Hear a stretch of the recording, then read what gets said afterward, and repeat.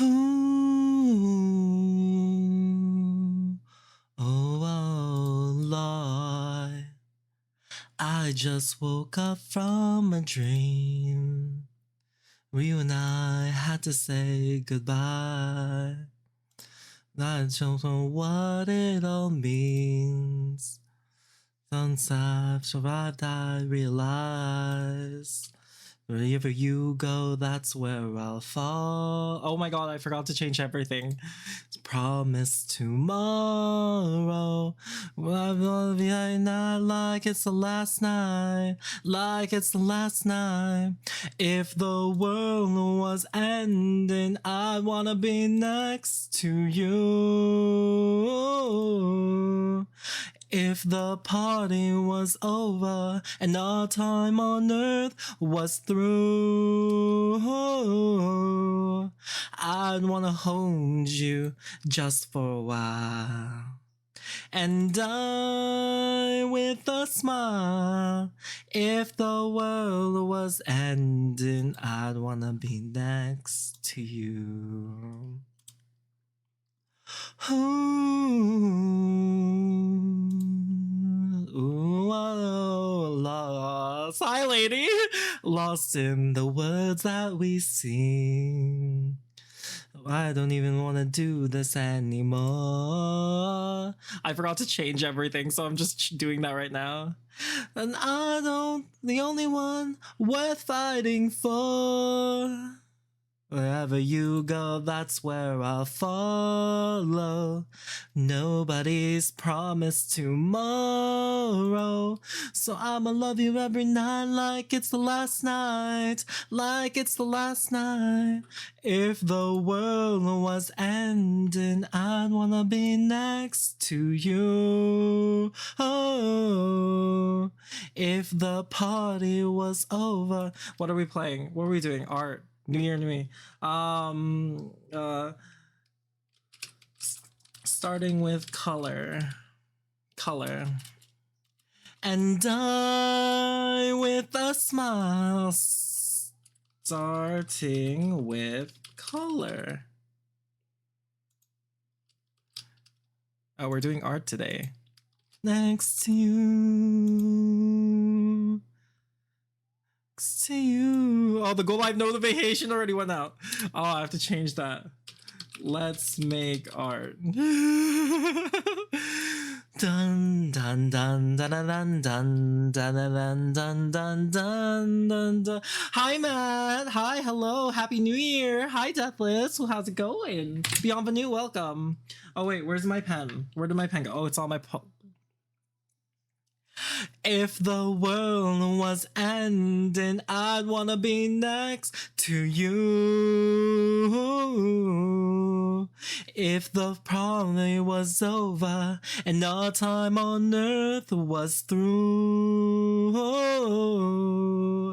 I'd wanna hold you just for a while and die with a smile. If the world was ending, I'd wanna be next to you.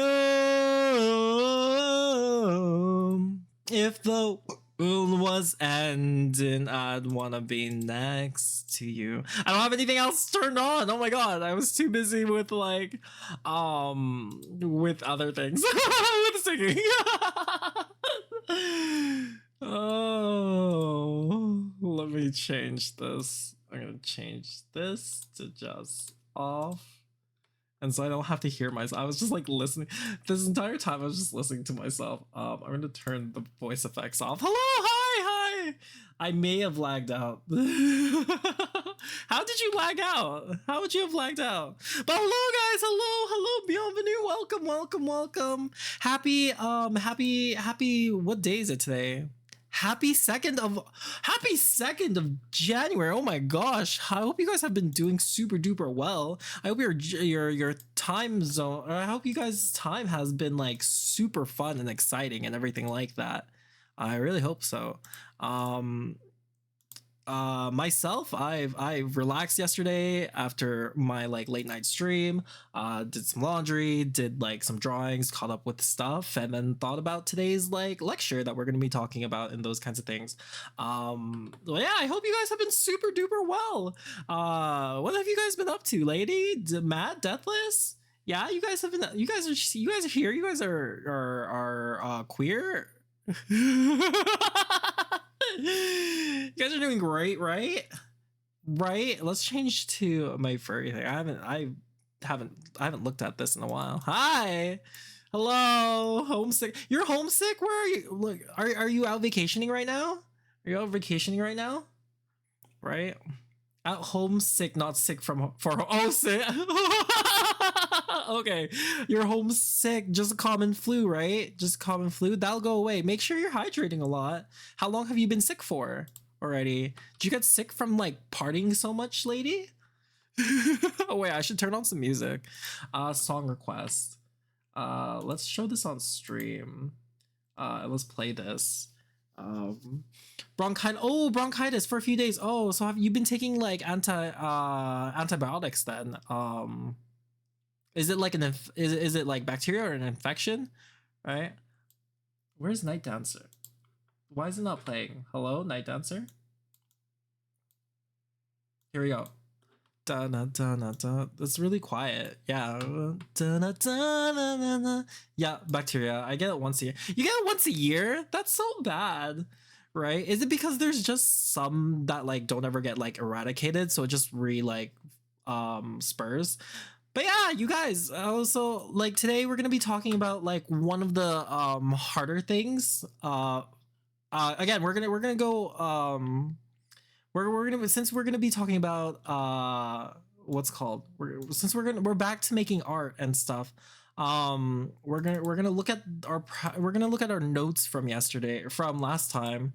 Last time we were looking at bodies and everything like that. We like compared Usagi and what's called Goku from these two, and saw the different forms and stuff. But today, as you can see, we're gonna move away from like anatomy, because that's a continuous shift, and we're gonna look at value now. So value is gonna be another like one of the important ones. Value in of itself is like super duper really like simple and easy to okay, it's simple in the fact that value is a movement of up and down of the black and white scales, right? But it's actually a very important and a very like difficult thing to like grasp, especially if you're new to art and you don't know how to actually like access, or if you don't know what you're actually looking for when it comes to values and all that kind of stuff. So we'll look at those kinds of things. We'll make sure that we go over the same like aspects that we went over, and then we'll go over examples, because examples are always the important things to note whenever we're talking about values. But then we'll also be moving on to color, because value is a very like quick a very quick go over. As important as it is, it ties heavily into color too. But again, if you hop into color directly and you don't understand the differences or the changes within values, within the value structure, your piece wouldn't have that like three-dimensionality and all that kind of stuff. So we'll go over it really quick, and we'll see examples and stuff. But here we go. Let's hop into it. Right, our first lesson of the year. I'm excited. Are you guys excited? I hope you guys are excited. Tokyo ni do do na da na na na na ah Okay. So within the 5 art fundamental, again, like we're going over this like over and over again, because it's important to like keep this in mind whenever we are like studying art, right? These are the things that we want to focus on. So again, with regards to form, we remember that form is the shape, like the basic structures and shapes that create the basic building blocks of our like characters and of our settings and everything that we see and everything that we like know for this world to be, right? So form is again that thought process of like turning two dimensional shapes into three dimensionality. Perspective is broken down into 1 point, 2 point, or 3 point perspective. We didn't really talk heavily about it, but like we looked at perspective in regards to how like objects sit in a plane, right? And so we'll go again, we'll look through those kinds of things the more we do these practices. And then we have anatomy. Anatomy in of itself is the combination of like perspective, mistakes, and aesthetics, or like style, right? These are the things that we like build onto. These are the things that we build onto for these moments that we normally see. So aesthetics is again all of these is like how everything that fits into our style and our like understanding an idea. So anatomy, we looked at like how many heads high each character was, why each of these are done in a specific way, right? We saw some examples the last time, because last week we freaking did a 24-hour stream instead of studied because things happened and everything's good and stuff. So yeah, like these are the core principles that we like looked over, and now we're going into value. So what we're going to be talking about, let's hop on to these to this other side. I have to put on my glove. Where did my glove go? Here is my glove. Yeah, so perfect. Okay, so here we go. So we have our five okay, we have our five art fundamentals. Five art fundamentals. And as we said last time, like as we said earlier, just because again I like reiterating, it is form, perspective, anatomy, value, and color. Okay, so this is our thing. With regards to value, what we're looking at from value is actually something super simple. We're looking to see how our what's the word? How well something transition, or we're looking at the transition points between from darkest to lightest, right? And so that's everything that like value is that this every like tone or like shift of gray would, sorry, this is a little too, this value scale is a little too skewed, is this tone and shift from like black to white, right? It's as simple as that. It's an absence of color, right? More often than not. In this case, whenever we like look at value studies and all that kind of jazz, right? And the reason for that is because when you want to be looking at like art pieces like this, right? Whenever you're looking at art pieces like this, you want to be able to like focus on one thing. You want to be able to focus on one thing. All right. Let me take this X paste and put a black line around. All right.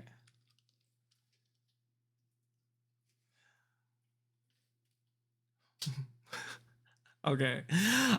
So that's the thing that we want, is this is what we're exactly what we're looking for. Let me, where's my shapes? Shapes. Where is my shapes? Do I not have shape? Did the shape tool disappear? Where's my shapes? Line, rectangle, I guess that works. No, let's do the direct. There we go. Rectangle. Okay. So this is the thing that we're like looking for whenever we're like focusing on value. Value is an important concept whenever we're like wanting to create depth and form and all that kind of stuff. And that's the thing that we want to keep that in mind. Whenever we're looking at let's say like a shape, like let's talk about a circle. How we go about approaching these kinds of things is that we want to make sure that whenever we're placing down any, like whether it's color or anything like that, that we understand how light affects our values. So anything that's like, let's say it's a base color of gray, like a light base color of gray, right? Our values start shifting darker the more in shadow or the more away we are from the light. So this is the thing that you want to keep in mind whenever we're like working through these kinds of stuff, is that where exactly does the light work and how does the light affect that shape, right? So you'll see our values, like if the light, well, the light travels in this direction, right?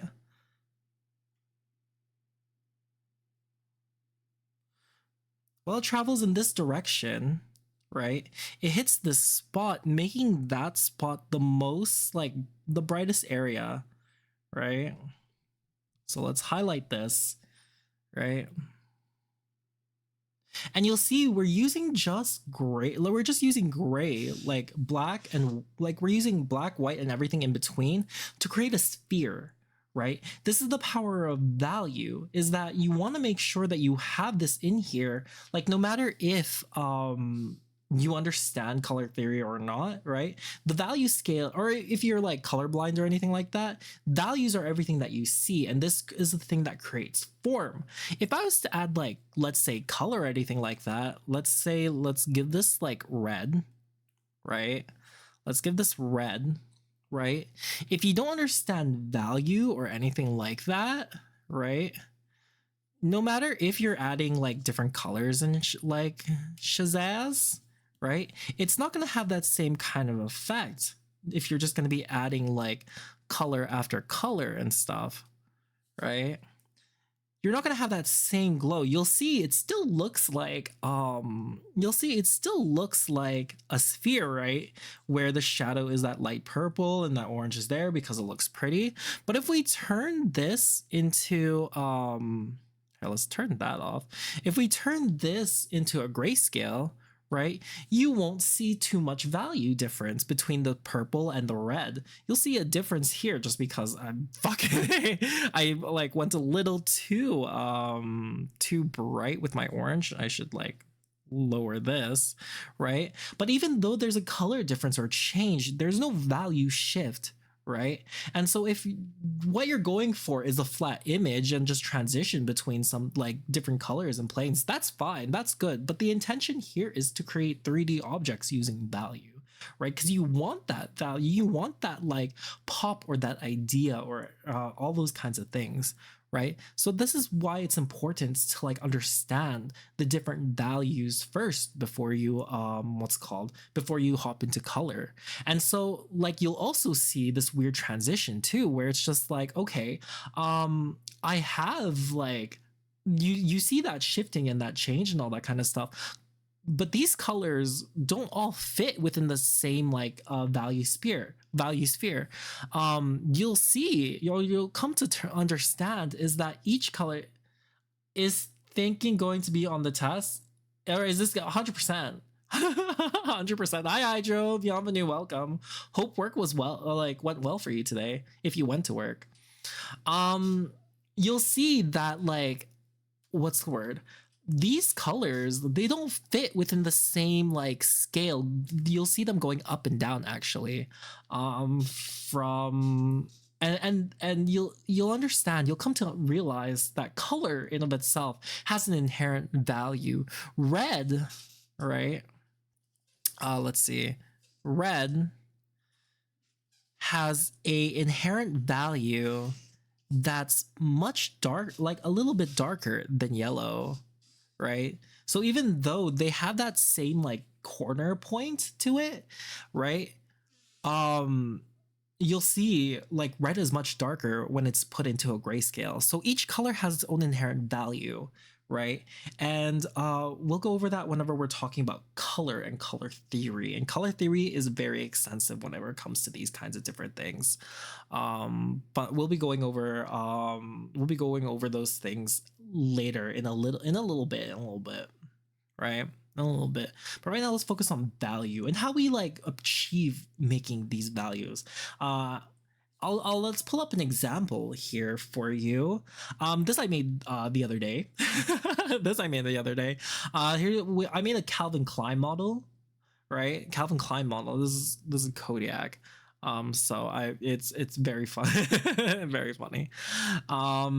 Here you'll see that like there's a huge range of value, like different values and stuff, and how we go about doing those kinds of things. You'll see there's two light sources that's affecting each of these forms, right? There's a light source that comes from this direction, right? There's a light source that comes from this direction, and then there's a like much more intense rim light that comes from this direction, right? And so you'll see you're playing around with the different values where you're able to create form and functionality between the different muscle groups and stuff, right? You also are able to like separate these wow, see Aka, your calling is Mbara way better. What are you talking about? No way is my calling Mbara, right? No way do I want muscly like metal. I want twinks. I want like soft and like slender boys. Like give me 1 second. I'm just gonna close my door.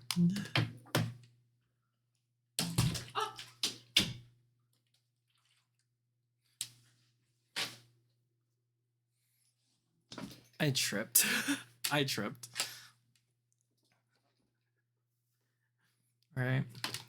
So there are two things that you want to like keep in mind. You want to keep in mind whenever you're creating art for something, is that like, okay, how is the lighting going to affect the object, right? And how can I properly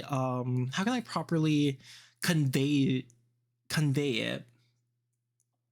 And what does the how does the light how can I like make that story where that light is properly affecting the like object and stuff? And so those are the things that you want to keep in mind, is those things. Value in of itself is is a very powerful tool to convey depth, right? To convey depth and to convey what's the word, form. So those are the two things we want to keep in mind whenever we're talking about value. So let's look at it. Let's make an example, a little bit of an example here. We're gonna do a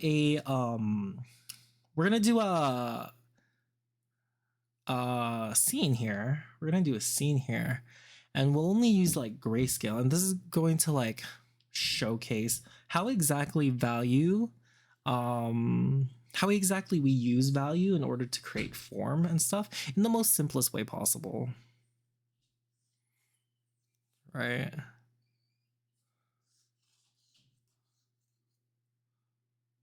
So we're just gonna make like a quick like background and stuff. We're just gonna make a quick background and stuff, right? With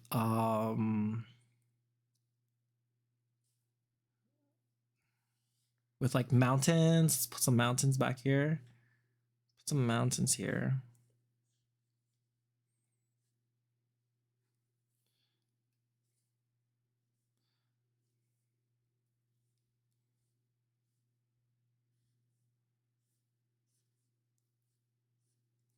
So we'll do that.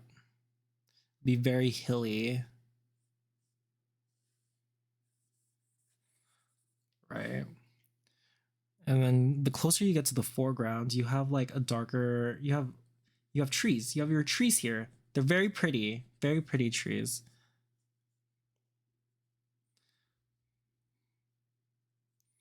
Right? So we're going to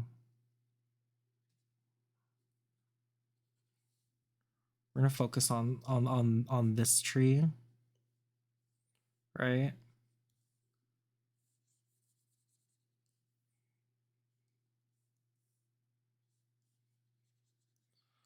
So you'll see, like, we're able to use just a small scale of values to properly convey like a setting, and that's really all you need whenever you're starting out art. Is this like understanding of like one atmospheric perspective, which atmospheric perspective, what happens is the further away you get atmospheric perspective. So what that is that the further away you get from the subject, right? To the picture or like whatever it is, right? The lighter the value will be, the like thinner it is, just because the atmosphere kind of distorts the light that travels back to like to your eye and stuff. So everything gets a little bit lighter, and that's the way of like creating distance, is using value. Not only that, whenever we're making again, whenever we're making these like objects, right? So let's say we have this, right? And so we have that, and then we cancel, copy paste.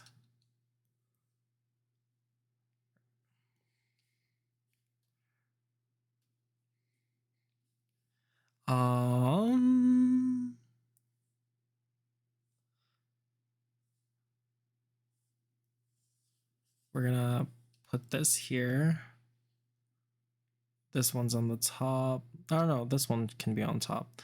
This one can be on top. What we're looking at whenever we're making these kinds of values and everything like that is how we like properly convey like properly convey these kinds of things.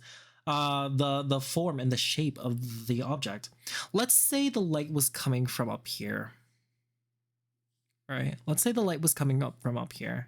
So we're gonna say that this is the light source, right? This is the light source. So how objects interact with one another is like really interesting, mainly because it's again, it's a simple thought of like, if you're turned away, right? If you're turned away, right, things will be darker, right? If you're touching something, if you're like, if two things are touching each other, it becomes much more darker, right? And the reason for that is because light can't get into that crevice, right? But let's say it's like an intense light source. Light will actually, like, because light bounces, right? We have this bounce light that you can see over here, and that just gives more like more understanding, or that more push for like realistic like looks, or the more realistic look of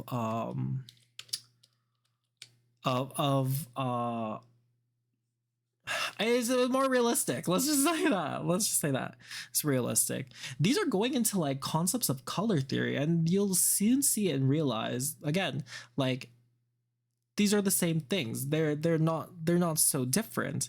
And the reason for that is because again, like color and like value, all of those things are heavily connected in regards to how we go about making these images, right? So we want to make sure whenever we're like making these things that we properly showcase the value that we want to show. It's going to be much more complicated once we include like color to it, but again, having a good vase or a good understanding of like value and form is something that will help like push your art pieces together. Let's look at other like examples and stuff for these kinds of things. Let's see, something that I made that I can actually show on here. That's not something that I made. That's not something that I can show. Okay, I can show this. I can show this. Okay, so if we're looking at this, value can also help like focus. Value can also help focus like what's important in a scene. So you want to make sure that that's something that you're like keeping in mind, is how you contrast and create like value differences in your art pieces, right? Here I have like a very light value, right? A very light like image, right? Or background here, right? And that encapsulates or that like focuses that like this character's like face, right? So this draws like the viewer into looking at this first, right? And everything else, like these dark values around, right, cause like a frame for that character. And we want like that's the kind of things that we want, is to make sure that like our values and everything that's happening around the like what you want the character to see, right, is intentional, right? But again, that comes with practice, and that comes with like understanding different compositions and all that kind of stuff. And again, like we'll go over those like things as well too. But this is the main thing that I want to showcase is value is used in different ways. One, to create form, right? One is to create form, right? Two is to what's called convey and showcase like a difference within like different colors and all that kind of stuff. Three, it can create atmosphere, right?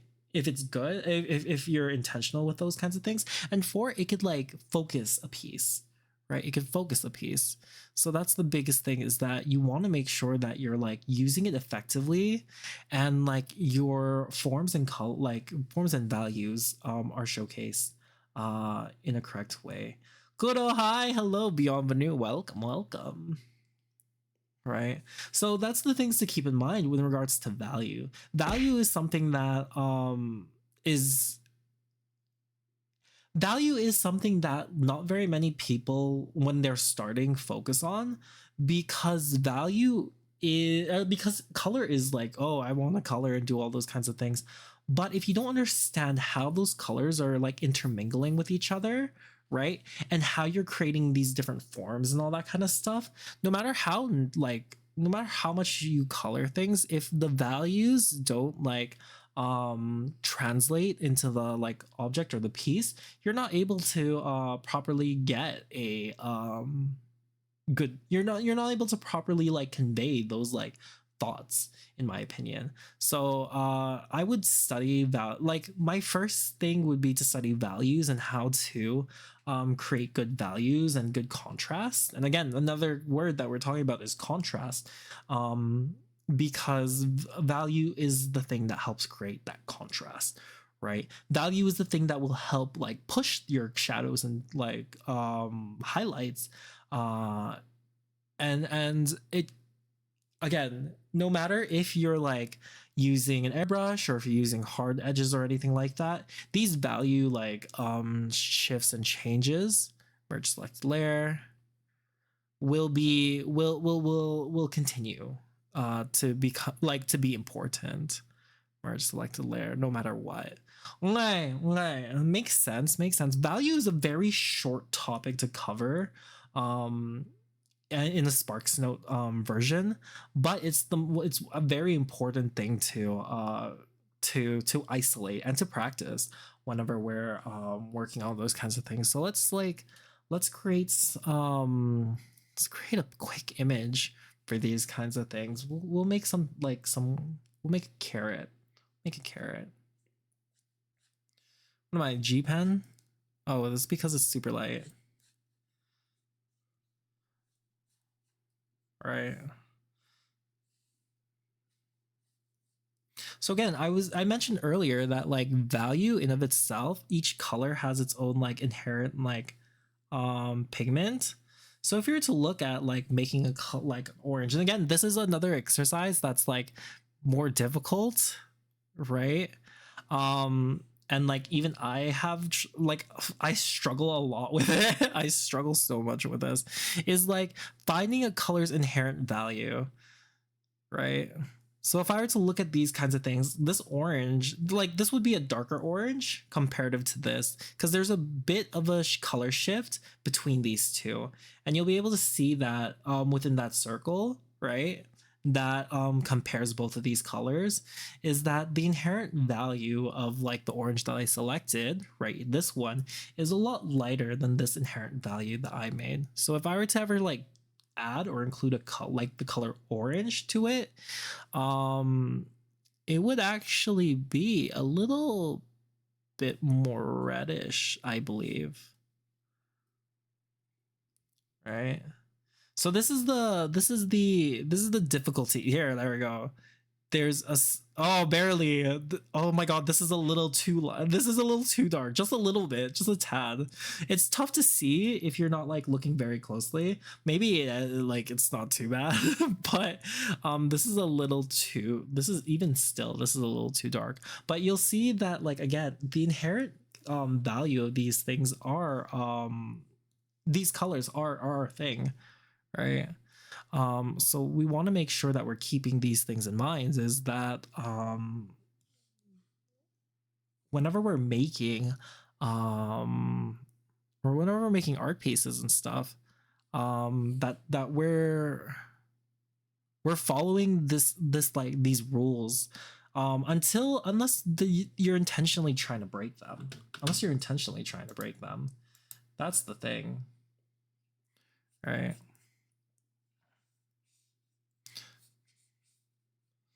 So I'm putting down the base like the base color. This is where in like whenever I'm rendering, this is the base color and all that kind of stuff. And so once these colors or these sets are like decided and everything like that, then I go over with another layer, multiply it. I use a single color for these kinds of things, mainly because I want to focus on like the form and how the light, if it's coming down from up here, right, how it like affects this like these different aspects of it. So that's what's important about what's important about this is that how does one convey these kinds of things. And again, we're making a carrot. Oh, you know what, I should have made the banana, right? I was thinking of other phallic objects. That's too bad. Well, anyway, I hope you guys like carrots, right? I hope you guys like carrots, right? And again, one of the bigger things to keep in mind whenever we're making like these value options or these choices, right, is how these objects are being affected by the light. How far and how close is the light from these objects? What's overlapping, right? And where can we go the darkest to create these like forms and stuff, right? Those are the things you want to keep in mind.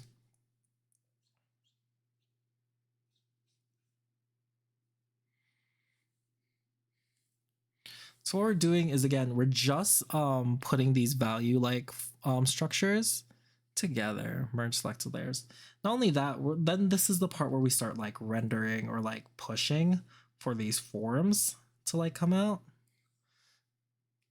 right? Just using black and white, like black, white, and like grays and all that kind of stuff, you're able to create like effective pieces already without having to worry too much about like color, right? But color comes later. Color 100% comes later, right? As weird as it is, color is secondary to like value, but like is again very effective whenever you want to like convey certain things.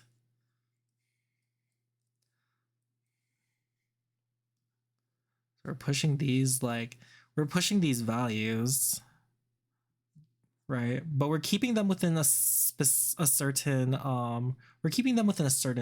space. That's the thing. We're keeping them within a certain space. We're not doing too harsh of lights because the light source that I have in my head isn't like too overwhelming, right? And so if we were to think of this as a carrot that's like lying on the ground and stuff, the ground doesn't always have the best reflected, like in soil doesn't have the best reflected light, but we'll still add that to create that form. But because it's on the ground, we want to make sure that like this part that touches the ground, right, does not get any light. because light isn't able to reach like certain cracks and crevices. So make sure that that's the case, right? And so with just a few like color, like with just a few colors and stuff, you're able to like create form, you're able to create like an object, you're able to do these kinds of things, and you're able to convey like, okay, because it's like this and because like it's like this, so on and so forth, right? This is what it must be, this is how it's like acts and all that kind of stuff. This is good, right? That's the whole concept of like what values for and everything like that. So you want to make sure that you're practicing these values and these like things, because again, no matter how much if you're adding color and all that kind of stuff, if it turns out to be like something like this, it's going to be hard.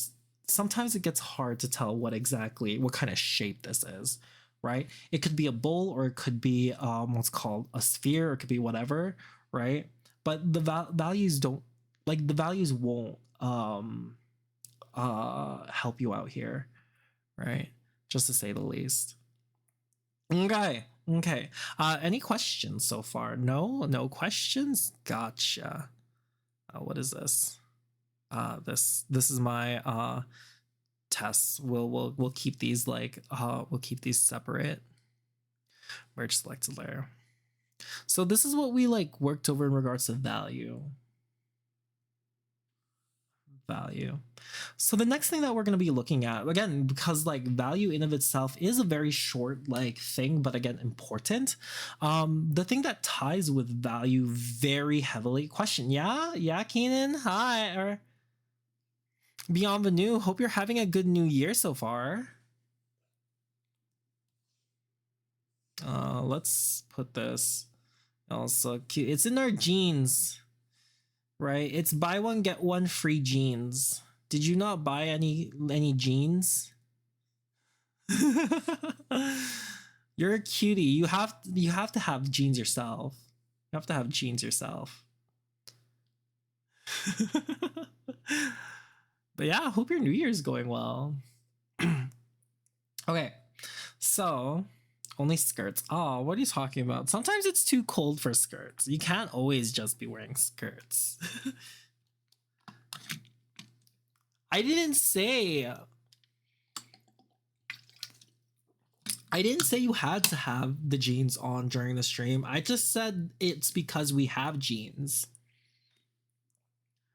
Right? That's it.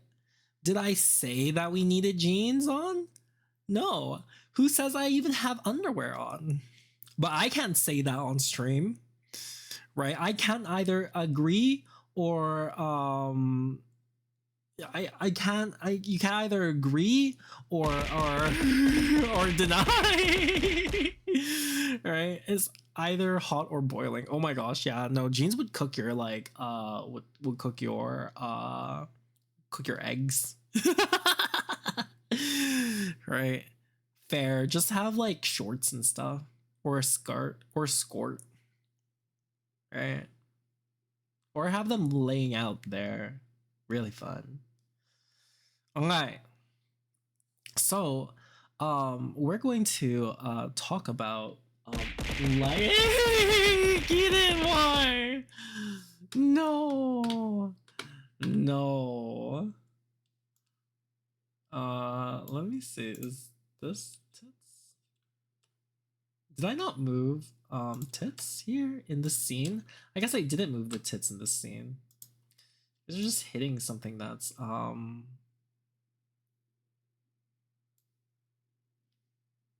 there we go. Oh, this is the wrong one. Okay. So like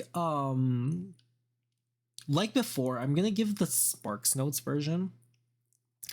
For now, we're going to go over like the more difficult aspect of like art. Well, I find it difficult because like I fucking suck at colors. But I'm like trying to understand. I'm trying to understand them a lot more. and let's fucking go. Let's fucking go. Okay.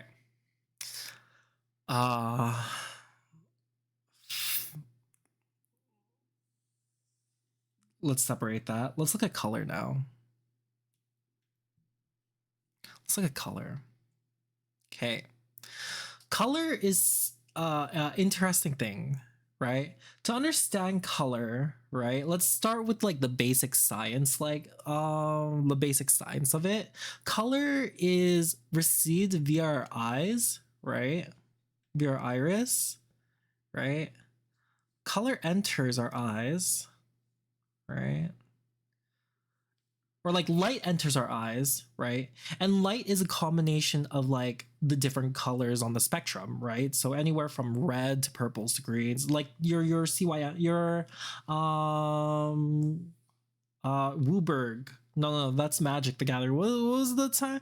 RGR, red, green, R. What's the colors of the rainbow? Red, green, blue, violet, indigo, orange. Roy G. Biv, or Roy G.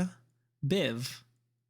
There we go. Roy G. Biv. This is the like spectrum, right? Anywhere from blue to violet. Anything in the middle is like red, orange, yellow, green, blue, indigo, violet, right? So anything from that middle is how we perceive color and light and all that kind of stuff. Light in of itself is like white. That's the combination of all the colors. The did I solo Henway? Hello, Beyond Venue, welcome. Yeah, sorry. Today, hi, I'm Aka. Yeah, we do art classes every Thursday. And then besides that, we make art and we play games sometimes. But every Thursday we go about. I have enough artists here that we go about learning art and sharing our stuff. But hello, if you want to relax and like listen and talk, hopefully everything I say is super duper digestible and you could just be like, I knew these words. But yeah, wait, it actually wasn't our class. That was a joke. I love that you do that. Yeah. No, you're right. This is a huge thing. We've been doing this for like a few weeks now, and so I have a lot to like say and like share and stuff, and I want all of these like new artists and these budding artists to improve, and so these are sessions and stuff that I provide to make sure that everyone's. I missed that many classes. Oh no, what was it? How many classes have we had? 1, 2, 3, 4, 5. Just 5. There's just 5. There's just 5 classes. They're very like digestible and easy, and it's super simple. If you have a basic understanding of art, more so than anything, it's just a refresher course. This is things that I would like focus on if I ever lost my ability to make art and I was starting again from scratch. Yeah. So super simple, super easy. If you ever want to like follow along, or like if you ever want to like if you ever stay here long enough to join our Discord, we do have a place where we post like a lot of arts, and we also have a place where we do constructive criticism with each other. So we want to make sure that everyone improves and stuff, but in the most like respectful and wonderful way, because everyone's a great artist when everyone's already a great artist when you put in the work and effort, right? But anyway, thanks for following. I really appreciate it, and I hope you enjoy your stay here. Right? I hope you enjoy your stay here. Okay. Need to practice with teacher. Oh yeah. No rush. Okay, so back to the thing.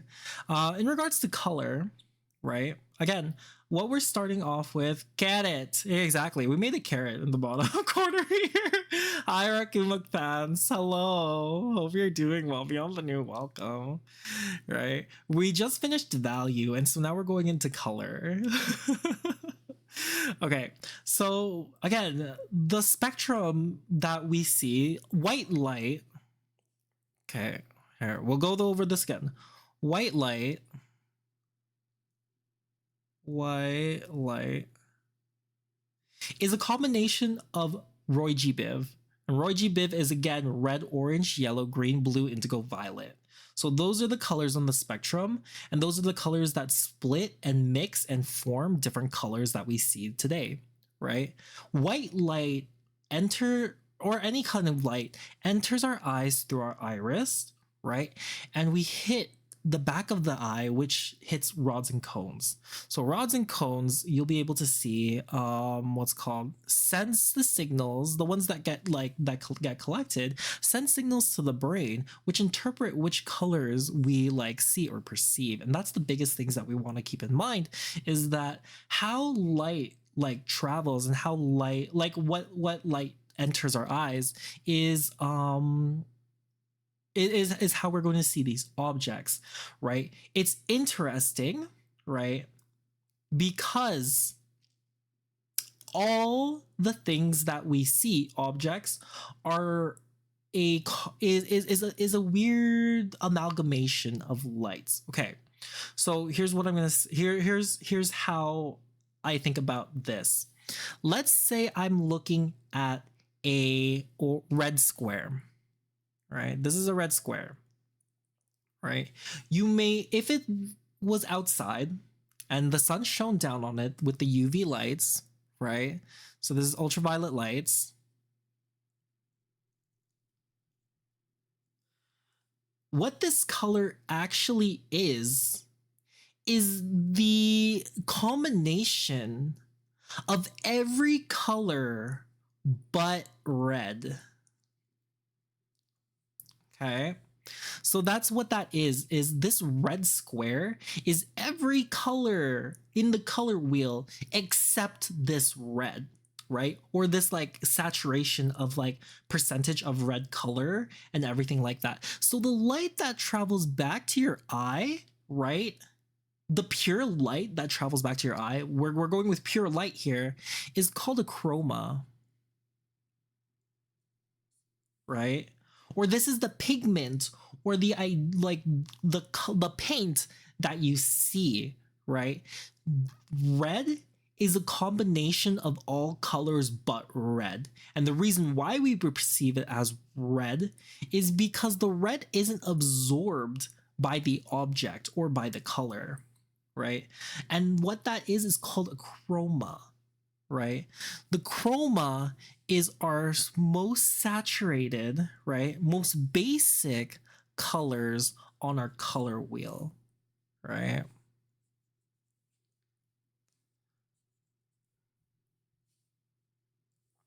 It's all of these. So this is a what's the word? This is our chroma.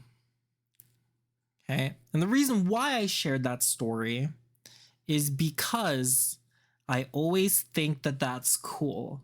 Is that the color that you see isn't actually the color that you perceive, but rather the absence of that color that we're looking at. If that makes any sense whatsoever, I think that's so cool. Okay. So your pure color, right? Your pure color, right?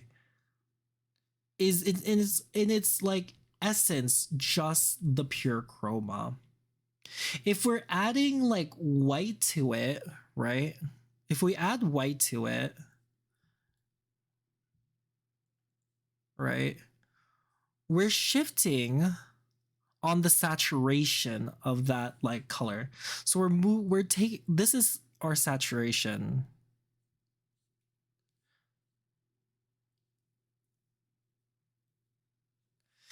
Yeah, purple doesn't, okay, but that's a different reason in regards to that.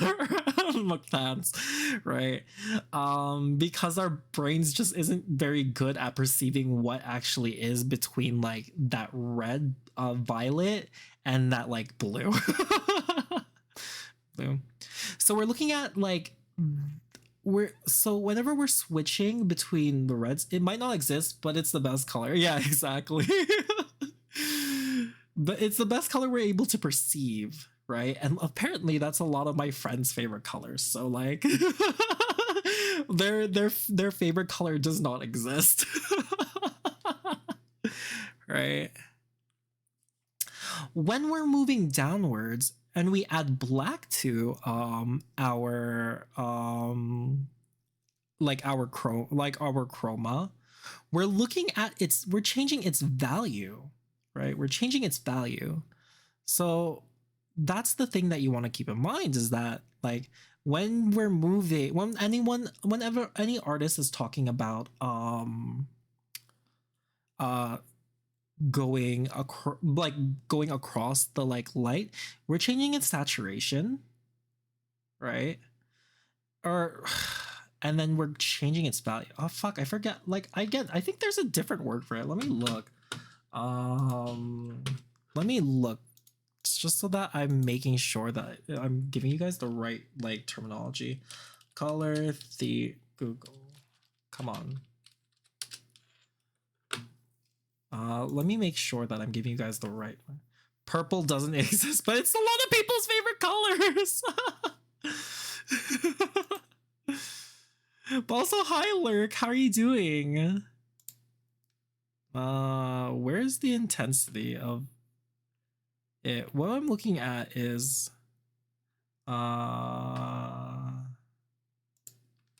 this isn't right. Okay, so here, to make it simpler, this is what we're gonna do. We're gonna, rather than this, we're gonna use it as if it was like in the paintings that I normally see, right? We're gonna call this a hue, tint. We're gonna choose tint, and then this is gonna be a shade. And then if we mix these two together, right?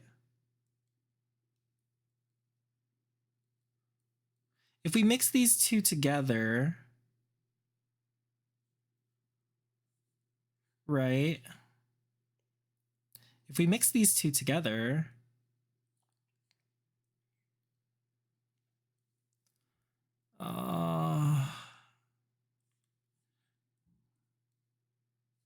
this isn't gonna work out here. Where's my color mixer? Color mixer, palette. I know I have a palette window.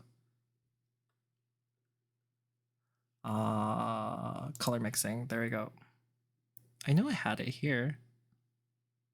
Okay, so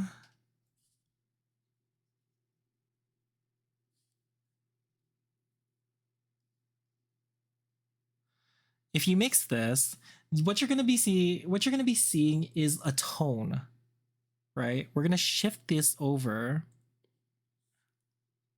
Is tone, right? So you're gonna be seeing these kinds of things. Let me how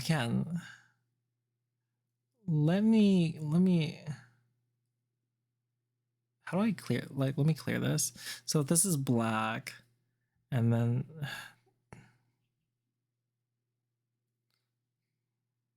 there we go.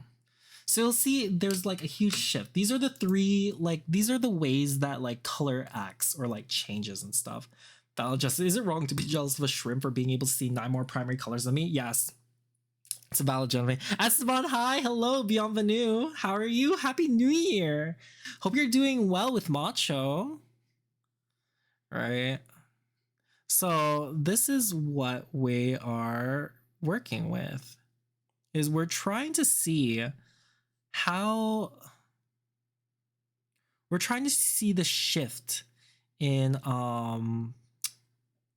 we'll do this, we'll clear this. We're trying to see the shift in these colors. So it's important to like know and keep this in mind and practice these kinds of things, is so that like, okay, again, there's 3 different ways that like we can perceive a single chroma, or in this case a hue, right? The most purest form of a color, right, is the hue, right? That's the basics of the basics, is like when we see the pure color, right? When we tint it with white, tint is hue plus white. shade is hue plus black. And then tone is hue plus white and black. Bit high and having a great night. Oh, sounds like fun. Sounds like fun. Make me have the pure color makes my eyes angry. Oh yeah. White is all colors and black is no colors. Exactly. If you're okay. So that's correct. You're right on that. But here's the thing, right? You're looking at two different kinds of like color theory, and the two different kinds of color theory that like we're looking at when white is all colors, that is light. White is all colors is a light additive way, right? So what we are looking for in these kinds of situations is in regards to color theory with light, right? What we're doing is we're looking at our primary colors as, here, 1 second.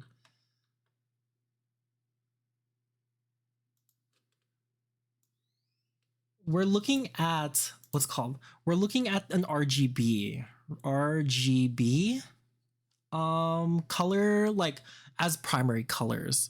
So what that means is that if you mix red, green, and blue, right, you have what's called white is all colors, right?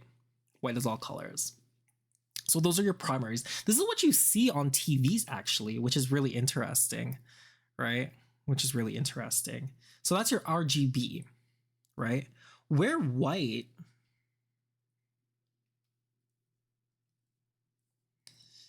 is an absence of colors, right? You're actually looking at a different kind of color wheel, which is like a subtractive color wheel, right? Well, this is called subtractive, right? You're looking at what is this word again? It's created with ink, right? You're looking at CYMK, right? CYM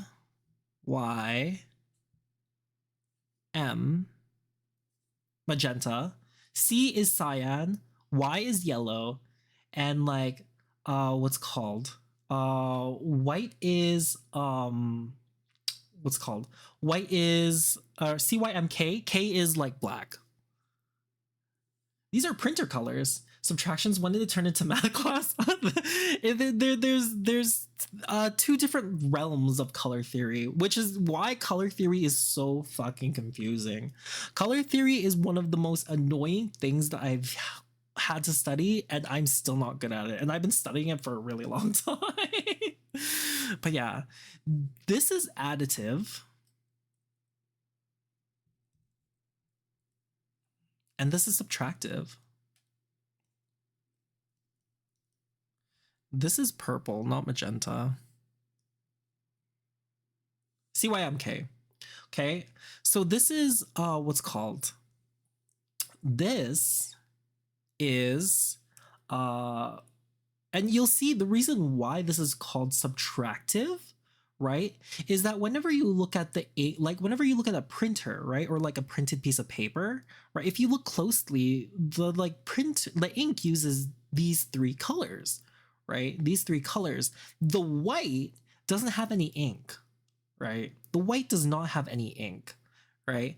Here, the additive color, right? All of these colors have to mix in order to create white, right? So these are the two different kinds of thought process between additive colors and subtractive colors. And we want to make sure that like if you're going to be using either like kinds of color wheels and color theories and stuff by that like you're understanding how these things like mix and form and what like color wheel you're going to be using in order to create like color harmonies and all that kind of stuff. So that's one of the biggest things that you want to keep in mind whenever you're like choosing and selecting different kinds of color wheels and stuff. But again, one of the things that we want to keep in mind is that there is no right or wrong way. There are easier ways to like deal with like color theories and all that kind of like color wheels and all that kind of stuff. But all in all, what we want to do is like is keep these things in mind to make sure that our harmonies and our things are correct. Sorry, give me 1 second.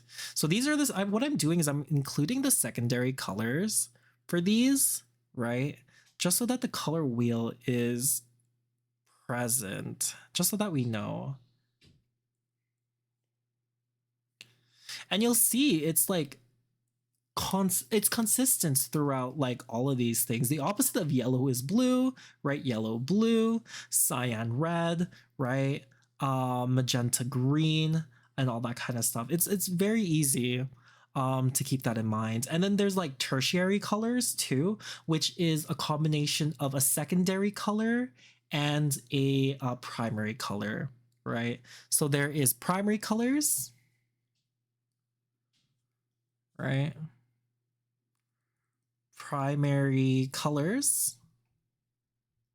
And you'll see why I don't like color theories, because there's so much thought process.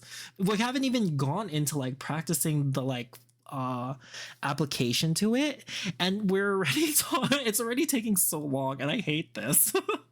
I hate this. Again, we have primary colors, which are these, right? Which again, these are primary colors of our like of an additive like form, right? Additive is a light, like additive for light, right? Absence of colors, subtractive for ink, right? I think your handwriting via tablet is surprisingly nice. Oh, thank you very much. It's because it's a thick pen. It hides all of my like messiness.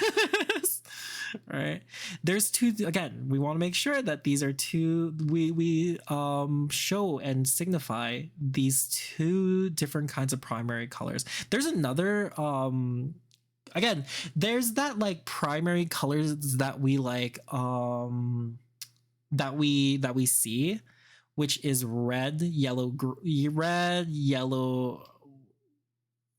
yellow, and blue too, is another one that we see in school when we're like mixing paints and stuff, right?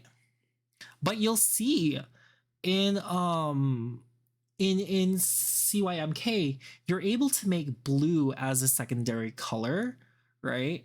So like learning color theory in school, especially in elementary, is not the smartest way to do these kinds of things. It's not the smartest way. Okay, so we'll wait a little bit for the ads to finish. I hope you guys are having a great time. I'm having an amazing time teaching you guys about my least favorite topic, right? But it's one of the things that I want to get better at.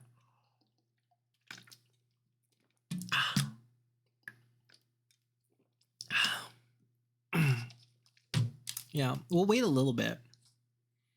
Just because I want to make sure that like the ads don't get anyone that wants to listen to this, because color is a very thing. So welcome back from ads. I hope you guys had a good like little break, right? Let's continue on with our lesson. We took a little pause to make sure that everyone was here, right? So I was just talking about primary colors, right? How there's 3 different kinds of sets of primary colors. We have our additive, we have our subtractive, and then we have our elementary school primary colors, right?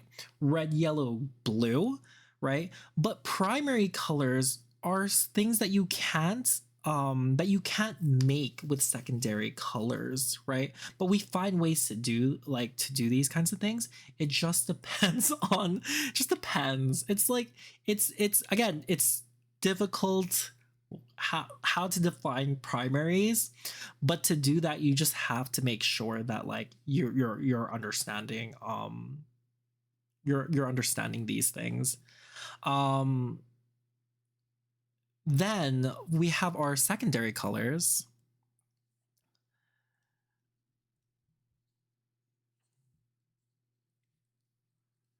So whenever we're like talking about these kinds of things, again, make sure that you're determining which kind of color wheel or like color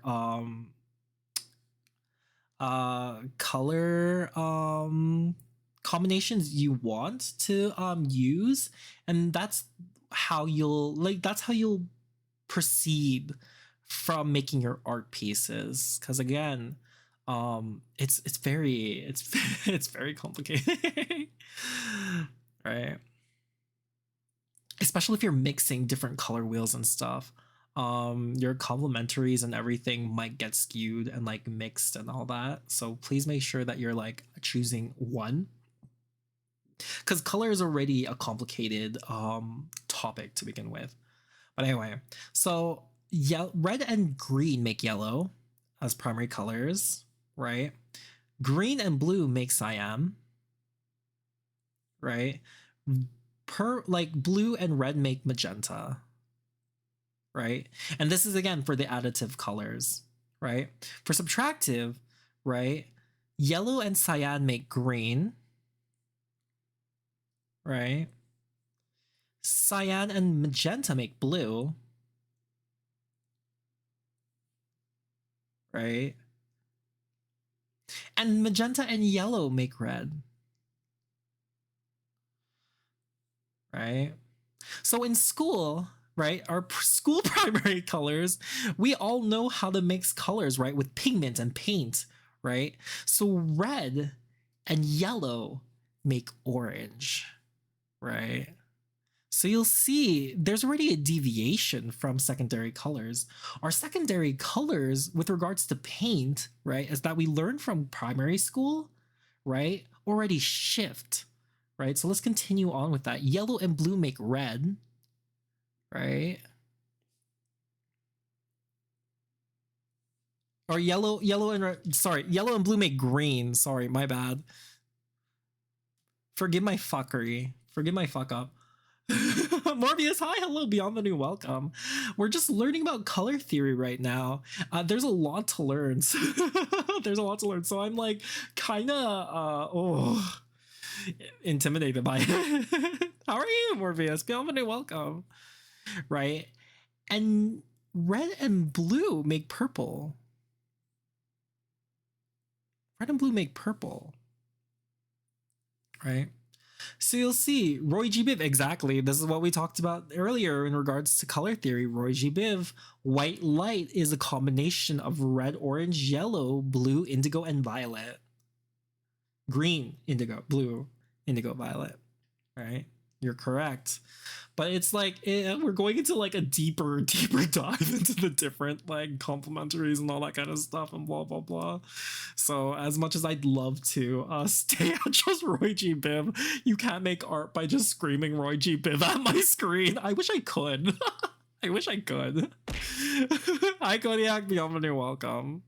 Right, I hope you're doing well. Primary, secondary, and this is one of the ones that like I can't say, and also I can't spell. It's called tertiary colors. How do I spell that? Tertiary.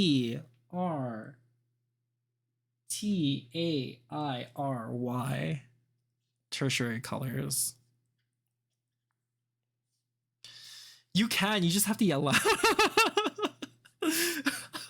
I like my voice. I wouldn't want it to go away. That's the problem. I like my voice. Roy G. Biv make black and white. Roy G. Biv okay. If we're talking about colors and we're talking about Roy G. Biv, like there are two kinds again, like what we were talking about earlier, right? If it's light, right, it's additive if it makes white, right? If all the colors combined make white, that's additive. If all the colors taken away from it make white, that's subtractive, right? So those are two very different like ways of creating like colors and everything like that. Which again, very confusing. Lots to think about, right? Strap in, get ready. We're gonna be at this for a while because holy shoes, color is something that like myself I hate because I don't fully 100% understand it even after so many after so much time. So we have green and we have yellow, right? So what we're making here is some kind of green yellow, right? Here we also have if you mix yellow and red, or no, green and cyan, right? You make cyan green, right? Cyan and blue make some kind of like indigo. Blue and magenta, right, make some kind of violet or purple. Magenta and red make some kind of magenta red, red magenta. And then red and yellow make orange. Right? Red and yellow make orange. So you'll see that like what we're working with in regards to secondary colors, right, is very extensive. And let me put this over here. Okay. So these are this is the like choices that we have in regards to secondary colors or tertiary colors within an additive spectrum, right? But let's look at the secondary like the tertiary colors for a subtractive spectrum. So if we're looking at these, again, the same thing, yellow, green, right? Orange, right? Purple, like purple and red. This magenta, magenta and blue make purple, right? Wait, you've collabed with Bug? Chat I know I'm not ignoring you, excuse you. Yeah, I've collab like I make a lot of like art with Bug. Bug and I hang out every now and again. The last time we did a collab stream, we drew each other's what's called we did a art trade for Halloween, right? I made Bug into a slime, like a slime cube, actually. So yeah, no. Bug is a good friend of the channel. All the people to get me into furry Twitch. Ah, that's good. That's good. They're super nice. I love their like vibes. Super good people. Right? Super good people. Right? Henway and Blue. They're super relaxed too. Right? Blue and cyan. So we have this like blue green, and then that green we have that like color. Let's move this away just so that we're not mixing with these colors. No, you're okay. No worries there. Yeah, Bug and I like it's been like it's been fun. We always like I always mess with, one of my favorite things to do whenever whenever I'm talking to Bug is like I send them like random things to like tell Lupine. Just like how there's only 3 kinds of food: Wellington, like soup, and sandwich. So here are different kinds of like main colors. Aka is a soup. I'm a Wellington, excuse me.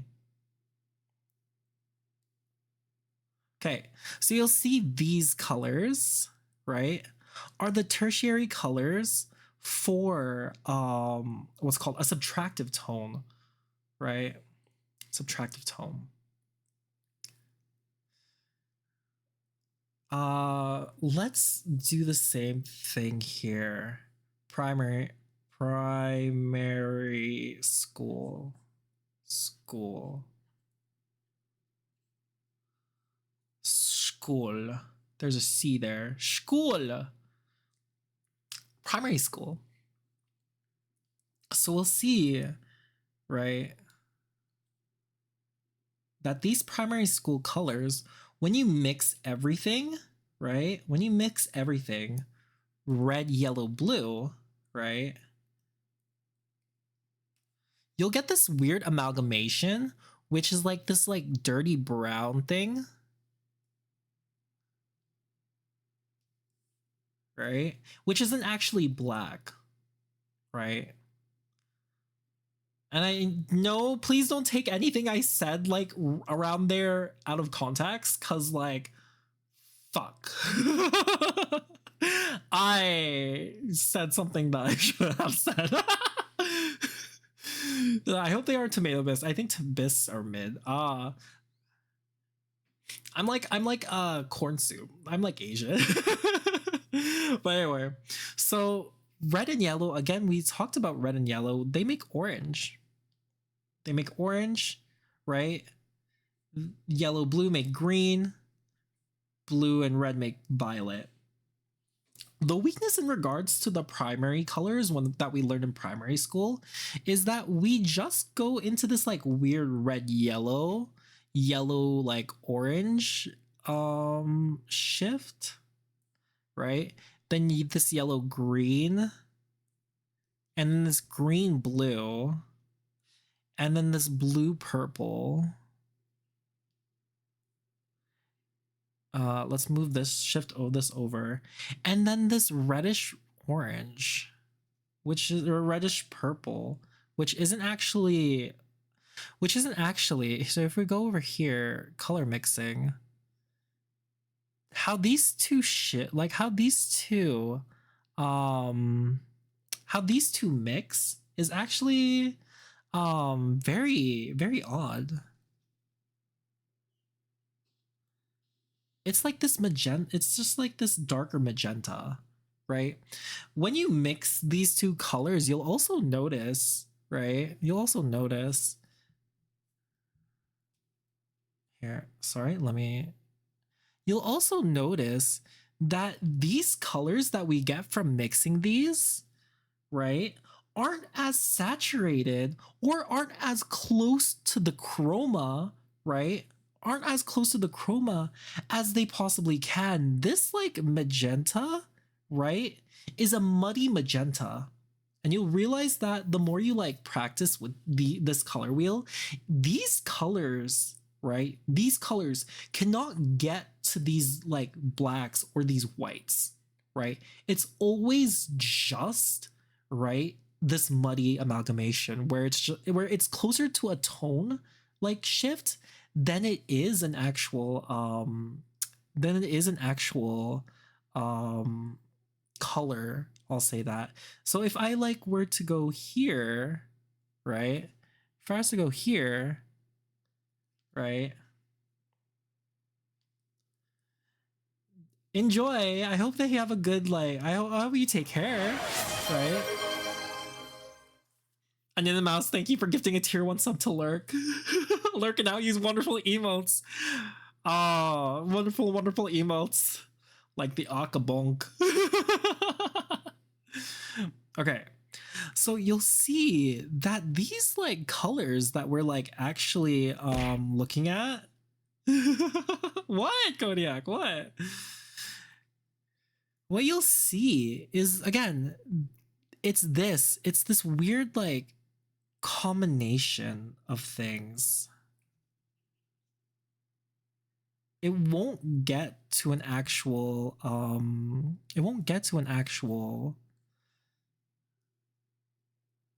space. And then yellow, we'll mix this with yellow.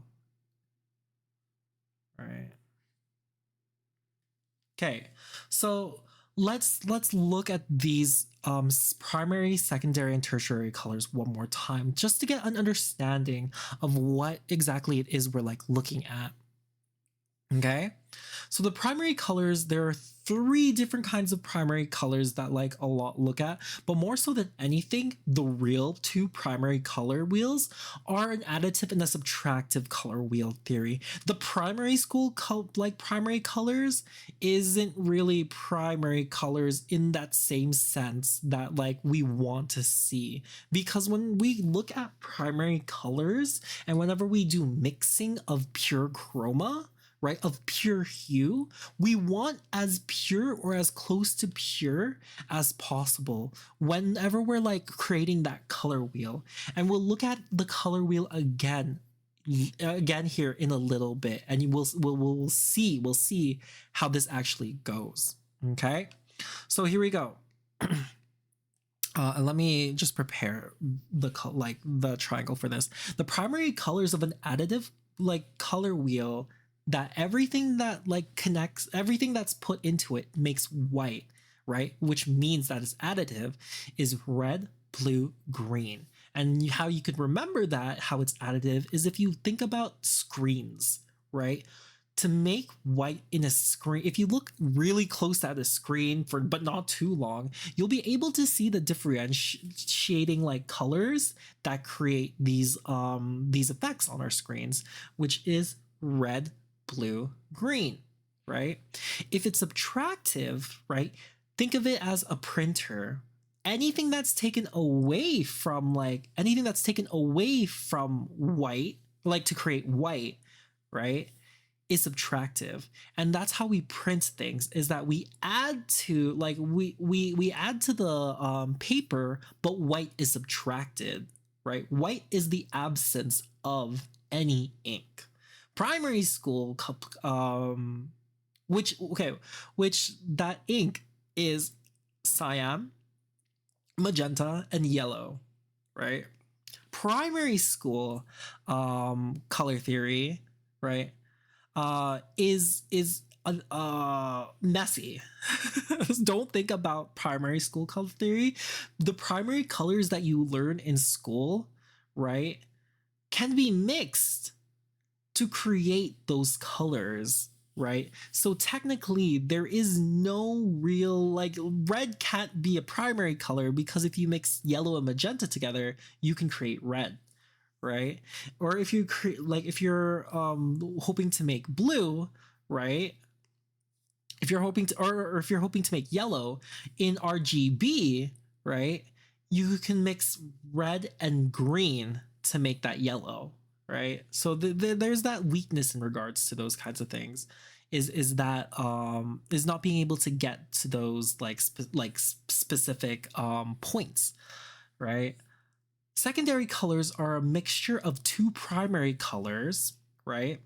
So that's again in RGB, you get yellow, cyan, magenta. In ink, you get green, blue, red, right? And tertiary colors are the combination or that mixture of that secondary and primary color that's beside it, right? So you have all of these like in between modes and all that kind of stuff, which is like fucking great, right? So there we go. So we broke those down. Those are three different kinds of primary colors that we're looking at. We understand the different methods of like mixing a hue, right? Which a hue is the highest chroma, right? Or like the most purest color, right? Of the primary, secondary, and tertiary color, right? Where if we mix it with white, that's called a tint, right? If we mix it with black, that's called a shade. And if we mix both of those, we're looking at tones. So that tone is a mixture of grays throughout the time. Okay, tint white, hue black shade, right? Black is shade, and then tone is black and white, right? Prime school colors doesn't work at all because blue is a thirsty bitch and you need to use way less of it to try and make secondaries. AKA, if you mix each color with the next in equal amounts, everything will have way more blue in it. Yeah, 100%, exactly. It's a, I don't know why we were taught primary colors. Like why school taught primary colors this way, I think especially if you wanted to become an artist or if you were starting to become an artist at that age, right? You just are fucked because you're told these are the primary colors. Those are not the fucking primary colors, right? Colors are like, ironically, yeah, as like even in the sky, even in the sky. I don't know. Like purple, I feel is also a very like rare color because like you only see certain kinds of frogs, um, like relenting to that. So that's the interesting thing about about it. Okay. So, any questions? All of it makes sense, right?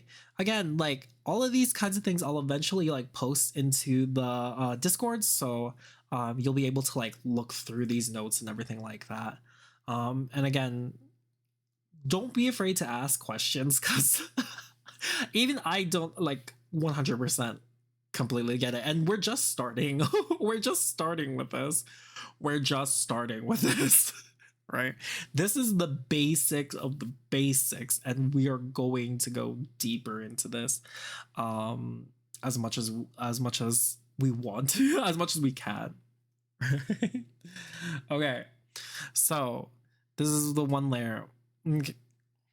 Let's merge this. Okay, and I'm gonna copy this actually. I'm gonna copy this. We're gonna do a new layer. We're gonna paste this because I'll use this as a reference for the majority of this class. Okay, so as I was saying earlier, right, and this is gonna be very like rough, so please bear with me in regards to that. We're gonna look at the different ways that we like see primary color, or like different ways that we see the primary colors and how we go about making a color wheel for it, right? Oops, sorry. So we're going to place these where they're supposed to be. This is correct, right? Magenta is in between red and blue. And then yellow is between red and green. Yellow is between red and green. Green and blue is the cyan. And then this is magenta. Okay, so this is how we start our color, like normally our color wheels. This is how it goes. So if we were to look at this place here, the space underneath underneath my text like box, you'll see that like it starts circling around like the color wheel, no problem, right? So it's not bouncing back and forth. It's not like one's on this side, the next is on that side, all that kind of stuff. It means that we're correct in regards to our primary colors. Here, in regards to the primary colors for CYMK, right? We're gonna do the same thing. And again, the only reason why we're doing these kinds of stuff is so that we have a visual understanding and a visual cue of our, what's the word? We'll have a visual cue or understanding of our color wheel and how like each of these things like relate to one another. Okay? That's all this is relation. And so what we were talking about in regards to am I missing a color here? I am.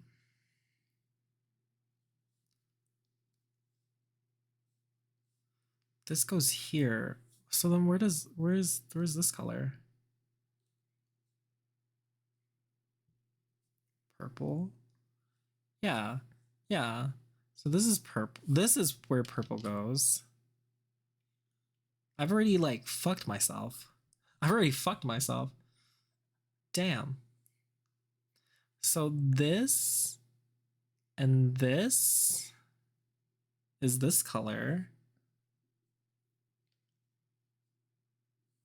this and this is this color. Oh, I guess I was missing one.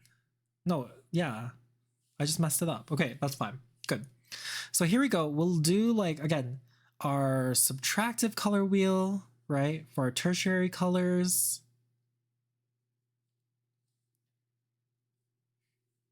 And why are we doing this? Well, the reason why we're doing this is because we want to make sure that like how we're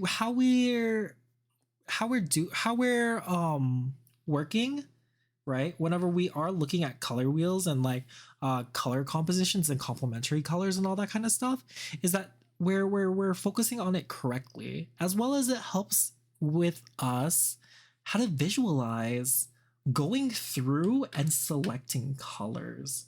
And you'll see that in a little bit here. You'll see that in a little bit here. Okay.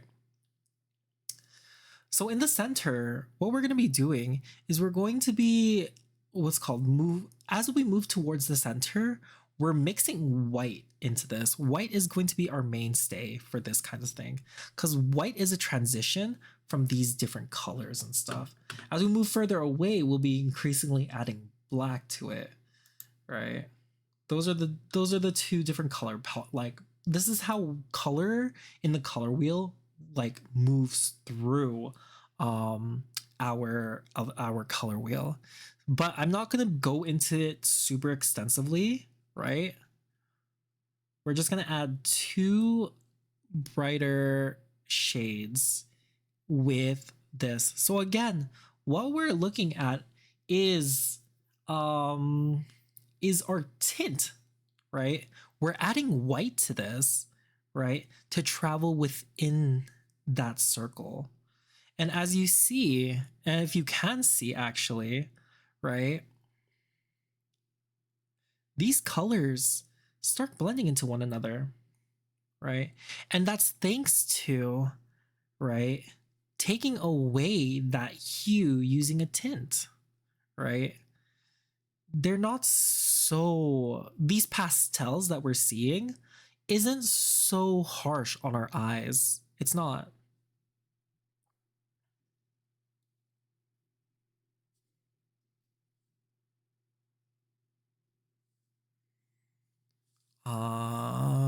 If only I was good at making circles.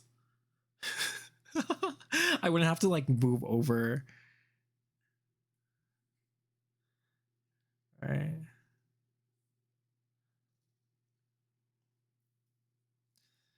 And again, these are just pastels. We're just moving towards a more pastel look. But even though they're just pastels, you'll see they're able to like mix and amalgamate and like work together, even though like it's kind of rough, right? It's kind of gruff. So again, we'll do the same here with our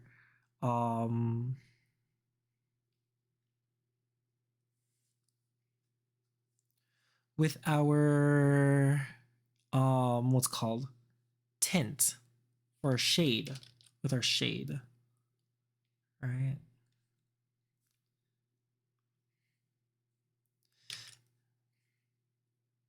And what we're imagining is that the outside of this is black. Doing this once, you'll be able to see, like we don't really have to copy it with the other one, and mainly because that would be a waste of time, because they share the same like colors. They share the same colors.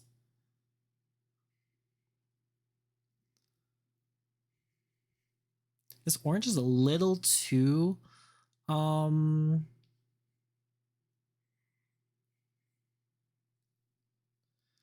back from the break. For those of you guys that are in the break, really appreciate it. It helps. But we're just looking at how color travels through the color wheel using the things that we learned initially. Okay, and all of this outside is black. right? So, okay. So these are all the colors. Like these are technically as many colors as we can like figure out, right? And so this is the relationship on how you want to like how you want these colors to like interact or how you want these things to like work and all that kind of stuff. This is this is what you reference whenever you want to like let's say look at complementary colors, analogous colors, all those kinds of things. Those are the colors. These this is how in general these colors work. And the things that are beside each other or the things that like travel within like different points, right? Work the best with one another, right? Okay. So this is it. This is it. This is like this is the color wheel. Any questions? Right? No, no questions. That's okay. No worries there. We'll continue on. Now, Aka, right? You have the colors. I understand. Um, what is this? What is this? Nothing. Now you might be thinking to like to yourself, Aka, I understand all of this. You know, we started off with value, right? Seeing how dark and like light something is, and I could see how that works in regards to tones and stuff, and that's good. I understand that white light, how we interact with it, is the absence of the object's actual color, right? And that goes into our eyes. I get that too. Chroma is the pure form of the hue, right? Tint is a mixture of the hue with white. Shadow shade is a mixture of the hue and the black, and tone is the mixture of all three, right?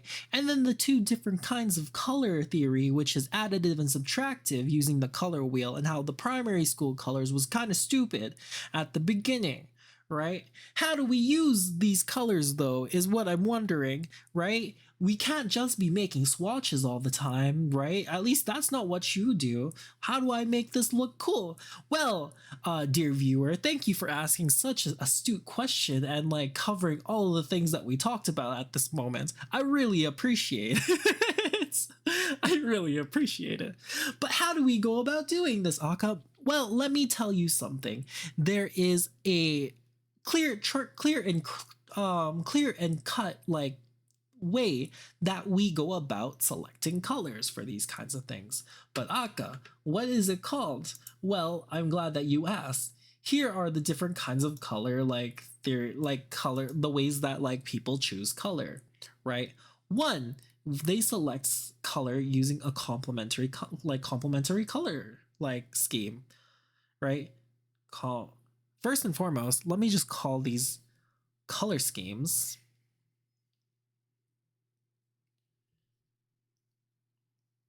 Color schemes. So these color schemes, right?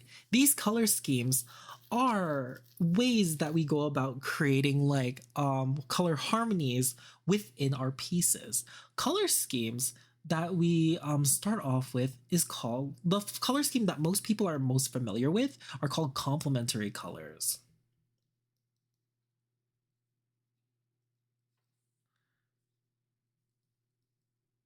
Complementary colors. So complementary colors, what they are is that they're two colors that sit on either side, right? On either side of the color wheel that face each other. So in this case, a complementary color scheme in like that we see here is if we were to look at yellow, right? The complementary color for yellow is blue, right? So choosing these two colors together, right, will create a good color scheme with each other, right? If you use it like effectively, right? Let's look at an example that uses blue, yellow, complementary colors. If we were to look at an art piece, right, that uses both of these, right?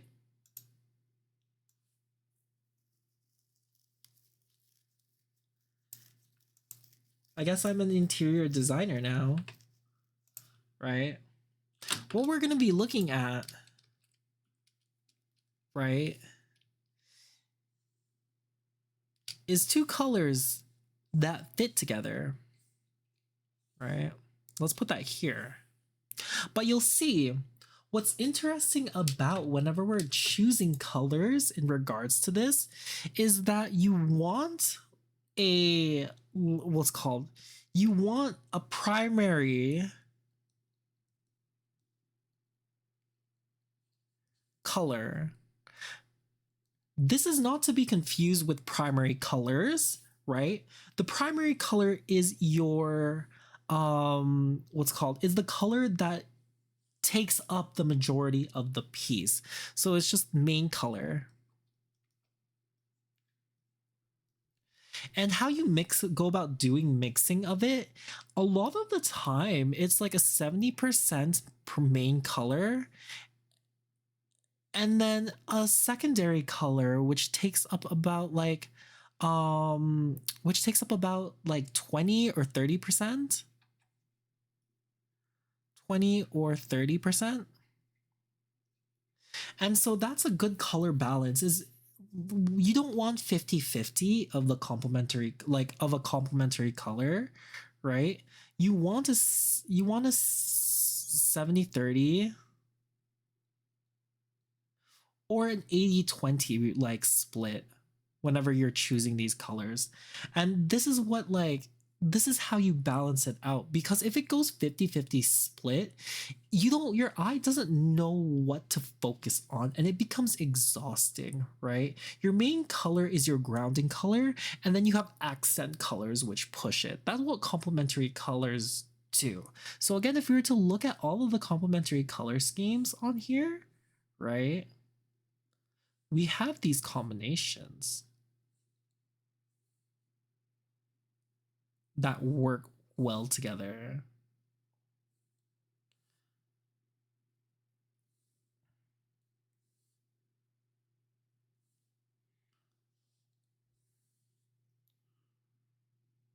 So let's put these down. Oops. Very good, right? Okay. So these are complementary color schemes, and these work in like very well together. Complementary colors don't necessarily only use these two colors, right? If we were to look at these two things, the yellow and the blue, you'll see this spectrum, right? You'll see this whole spectrum, right, of these two colors you can use, right? But it's all about balancing and having like the main color be the more predominant one, okay? Because how you go about mixing complementary colors is not 50-50, right? Unless you want that contrast. There are times when you want to break these rules, but again, the general rule of thumb for a lot of illustrations is not 50-50, right? To create a harmonious and interesting looking piece, right? If you understand color theory and you're able to like create weird shit with regards to it, 100% go for it. But like for a basic like piece or something that it's lost or you're creating characters and stuff, right? A more harmonious look is to choose a primary color or choose the main color, right? Have that take up a lot of the like space, right? And then have a secondary color to complement it and like become that accent color for those kinds of things. This is what complementary colors are, right? Sounds good. Any questions in regards to that, right? These are like, again, these are not hard and fast rules. These rules can be broken. Art is all about exploration and understanding and figuring things out. But, right, it's a tightrope thing. It's a tightrope thing, right? Next, we have what's called the analogous color scheme. Analogous. The analogous color scheme. The analogous color scheme looks at colors that are right beside a specific color. So in this case, what we're looking at is if we want this like cyan, right? We'll include this like light blue, right? or this like dark indigo, right? Normally what we're looking for is around like normally what a lot of people do in regards to this color wheel, like this color scheme, is that they pick 3 colors and all the colors around those, right? They pick a main color and then 2 colors, right? 2 colors around it, or like even further away, right? But it's all within a specific area or a specific circle of this color wheel, right? So the analogous colors that we're like looking at in regards to these kinds of things is again like this, this, this, right? Or like even this. These are the main colors that we like normally go for in these kinds of like in these kinds of examples. So like one other thing that I like forgot to note and we'll go over in just a little bit here is like this idea of cool and warm colors, but it works like really well whenever it comes to our next color scheme. So just keep that in mind whenever we're like talking about colors, is that concept of like what a warm color is and what a cool color is. Okay. So an analogous color scheme, right? Again, what we're going to be looking at, analogous color scheme. Let's look at an example. Again, I'm an interior designer now, so we're just gonna be popping a lot of like spaces, right? We're just gonna be popping a lot of spaces here. So what we're gonna let's take a look at this let's take a look at the first example first, because we forgot to like say what this color, like what these colors were. So in this one, the biggest color, for me, what the main color here that pops is this blue. And then we have accent colors of white, of yellow, right? But this again, the majority of this like piece, this area, right, that we see is blue. And then you have these small little accents of yellow and even just like some orange here and there, right? That's what makes up a lot of this. And then you have this like light blue area that's down here. These are warm colors in regards to the table, dark colors with the like stool and all that kind of stuff, and then the warm background. But what we're looking at, the main area that we're looking at, is in this like general vicinity right there. Right, so you want to keep that in mind. Here, the second one, what we're looking at is we're looking at a lot of purples, right? We're looking at a lot of purples. We're also looking at like these dark blues, right, on the shelves. And then we have like accent colors of this magenta, right? So what we're looking at here is kind of a weird thing in regards to the color split.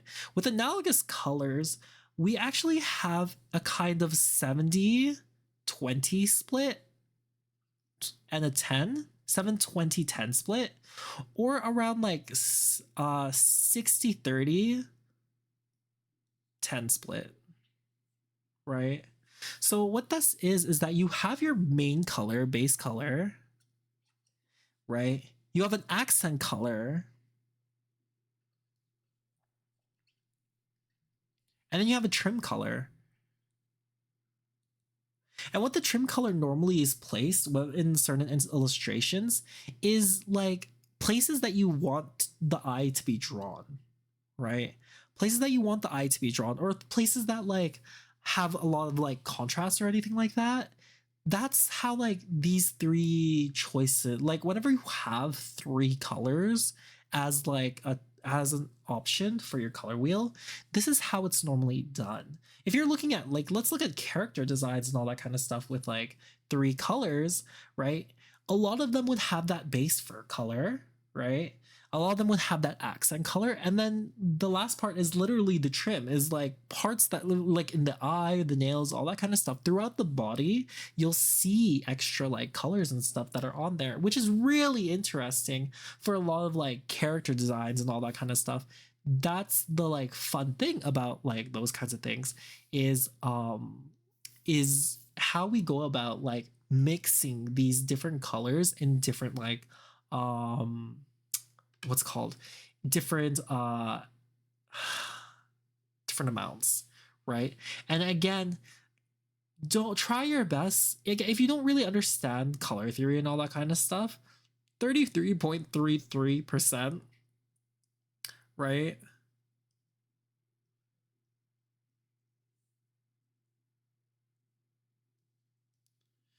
Is not good. Don't divide it. Don't divide it equally, right?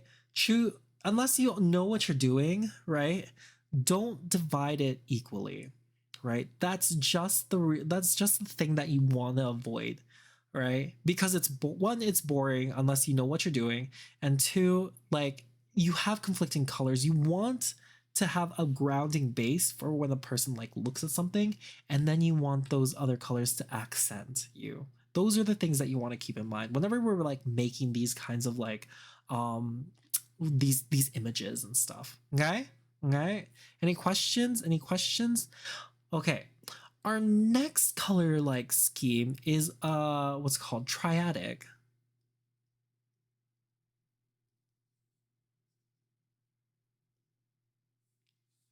Our triadic color scheme is like really interesting, right? So what a lot of people do is we have this like triangle, this isosceles triangle, right? And that's the kind of like that's how we like view these what's called is that's how we view and pick like certain like color schemes and all that kind of stuff. So it's like complementary, but one of the colors is split not from like what's opposite of it, but what's from either side of it, right? So for instance, we have the main color yellow if we choose that as the base, and then we have accent colors of cyan and magenta, right? But we skip over the center blue for a triadic color scheme. We use three main colors to create these like things, right? But again, it really just depends. Like these are color schemes that a lot of people like. Again, it's mainly you have your main point, right? And then you have your accent colors, right? It's the same idea or that same object where it's just like, okay, this is how we go about making like good. This is how we go about making good. Good. Wait, so that's that. That's that. That's that. Yeah, that's right. Okay. So this is how we go about making like good color schemes is that we have like different ways of like creating combinations of colors. It's just all about how we divide these these proportions, right? And that's something you have to keep in mind. Panzer, hello, how are you doing beyond the new? Right? Hope you're having a good new year. How are you? Okay. So triadic color schemes is just like the analogous one where like you're picking a few colors that are like beside, but right, you have a complementary color that's mirroring your two accent colors. It's kind of all you need to know is more cyan, more gooder. More blue. What are you talking about? It's all about the red. It's all about the red. Okay. So that's the thing. Doing good though. Oh, that's good to hear. Anything? Did you get anything fun for Christmas? Right? Have working in the morning, but oh, that's too bad. Right? I have work tomorrow in the morning as well. Okay. So I was talking about triadic colors, and again, it's a complementary color with two opposing colors rather than the one opposing color. And never make it 50-50 or like divide it equally because it makes it boring unless you know what you're doing, right? Make sure that like you understand color And like you practice with these kinds of color like combinations, because again, it's difficult to like, it's easy to like look at and be like, okay, I understand how that works, but like to actually execute these kinds of things, it's very difficult. It's very, very difficult. um and it's the same thing too. We have triadic colors. The next one is like tetradic, or like quadra, what do they call it? It's like four, right? Uh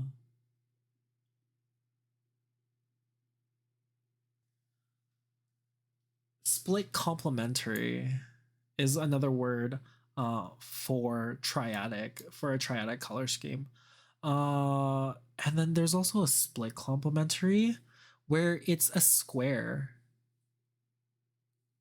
right? Where you can do split complementary.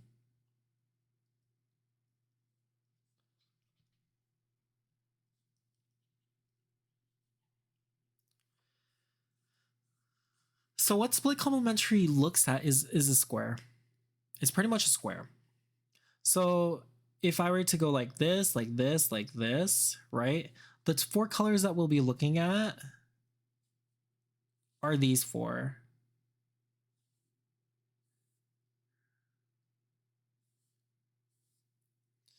And it may look like a lot of colors, but again, the biggest thing that you want to keep in mind is understanding how to like properly divide these things, right? And it's very rarely, if ever, like 50-50 with a main color. But like the secret to like understanding um these color concepts, right, is to practice them and like see how exactly they'll like interact with one another, what works, what's over domineering, and all that kind of stuff, and how we can like push these like contrasts together, right?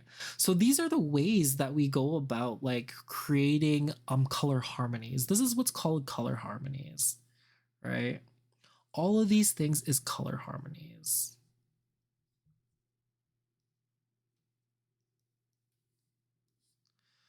All of these are color harmonies.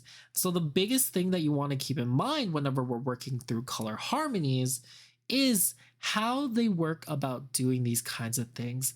There's color disharmony, right?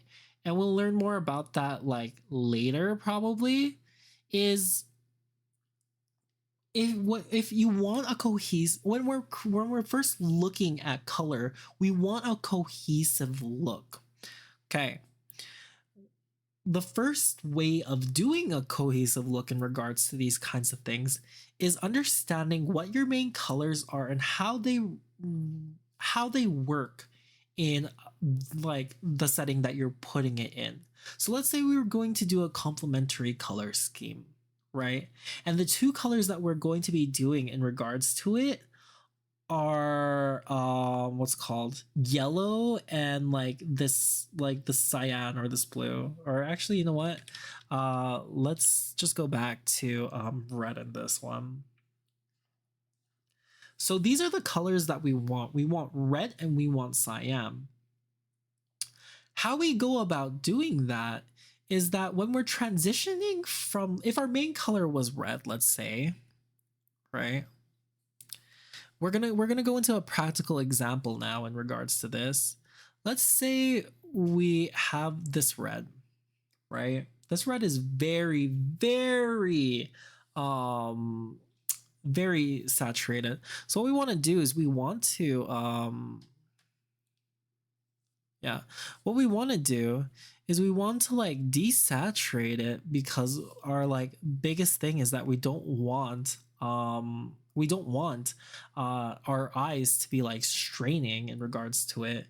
But you'll see that to get to the other side, we need to cross over that white bridge, right? So whenever we're working with like certain colors and stuff, right? We want to keep in mind how we're moving about the different how we're moving around the different um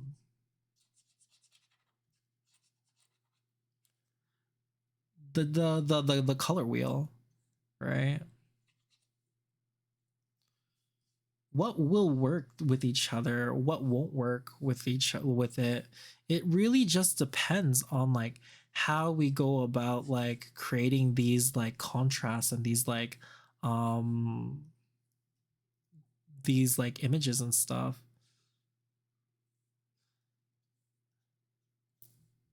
And so again, what I'm like doing whenever I'm like whenever I do work with these kinds of colors and stuff is that we're like plotting down, we're like planning, um we're planning like everything via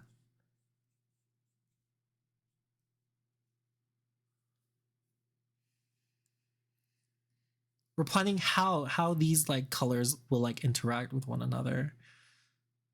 So again, we're keeping this in mind. We're keeping it in mind. How is it that each color or each thing is going to interact with one another? Like what exactly goes into that thought process and that plan?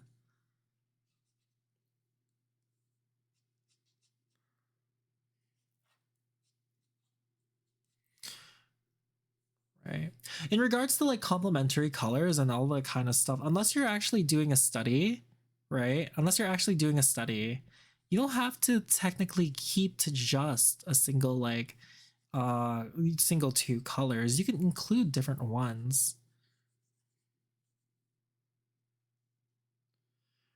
Keen, you're okay. Like, so were you gooning? Is I learned that word recently. Are you gooning? Were you gooning?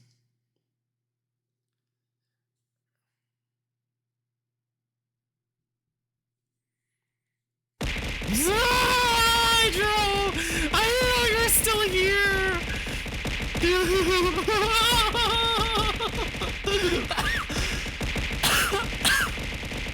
Oh dear lord. No. I can't just ask that? What are you talking about? That can't be the case. I was. We're doing good. We're going over colors. I mean, you can just America see it differently. Ask me anything.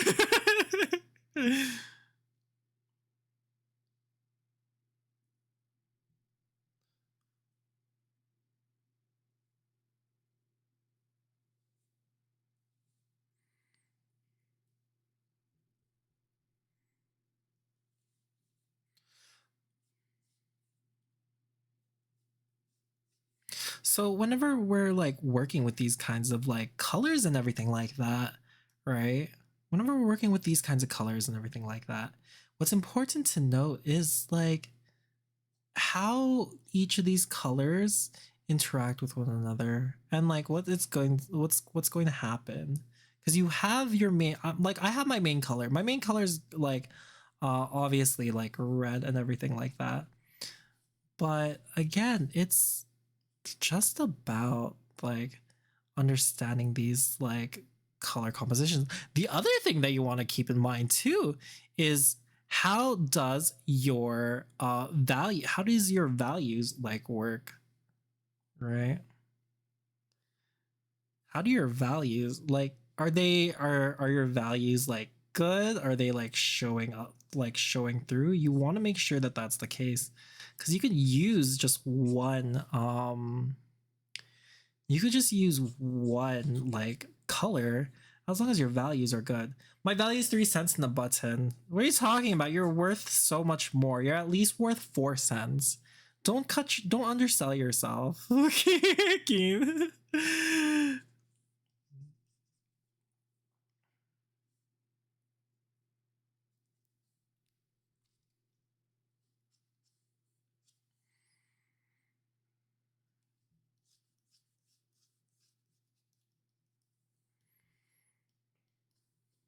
I'm on Christmas discount. What did I misteach? We just went over a bunch of different just went over complementary colors and triadic colors, all that kind of stuff. Right now we're just learning how to oops. Right now we're just going over the example of how we can go about using complementary colors in an image. Oh, I used gray. Fuck. Gosh darn it. But like it I hope it makes sense. Even though I'm not gonna finish this because I'm like, these like whenever I do color, like one of the ones that I'm most like embarrassed about whenever I do color studies is color studies. Like I do like human like perspectives and all that kind of stuff, but like color studies are one of the like is something that I'm like so shy about because it's like complicating. To this one classmate, what kind of help? Like I said, it's not the goon town. Hydra, please don't hurt me. Please don't hurt me.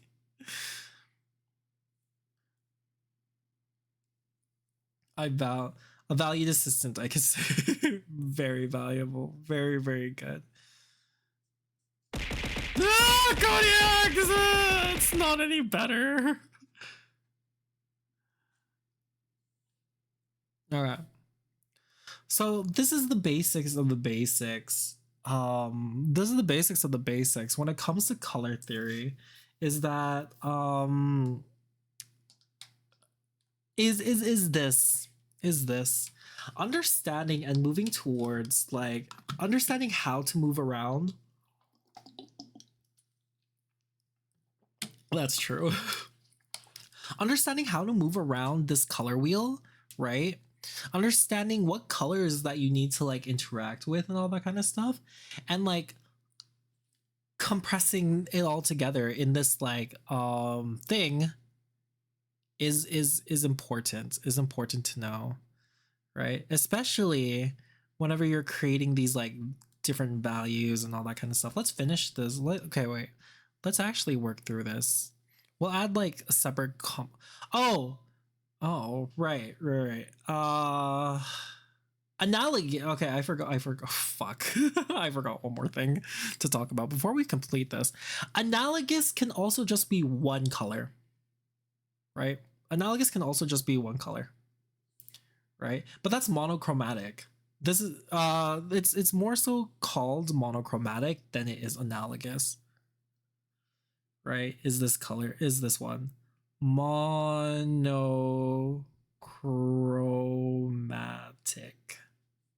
So these are the different kinds of ways. These are the basics of color theory: monochromatic, analogous, complementary, split complementary, and triadic colors, like colors.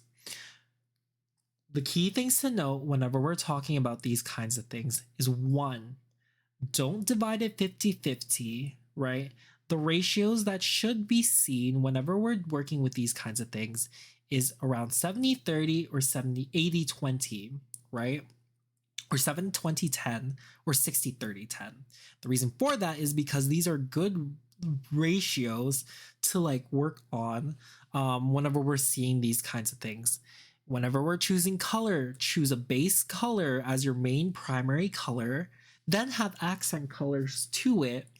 That will give more cohesiveness and more like more understanding when it comes to these forms. And here, let's block blend a lot of these. And what you want to keep in mind whenever we're like working with those kinds of things is these are these points, right? Because again, what we're trying to go for isn't we're not going for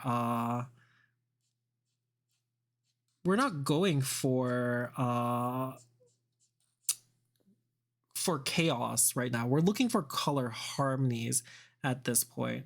We're looking for color harmonies. And our color harmonies in regards to this is yeah, are these ratios.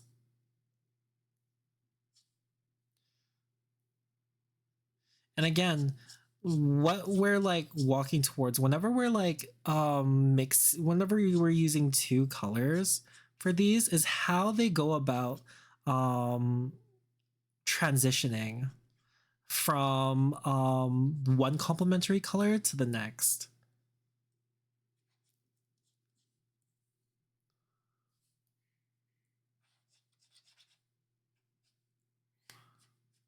So we're just gonna, yeah, question.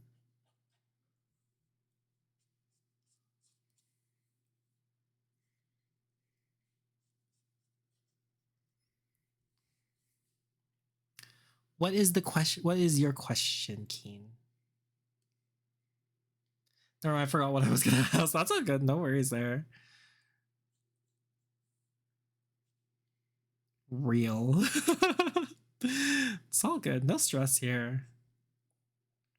Right? You can ask that question if you remember it, right? 100% ask that question away. No need to worry.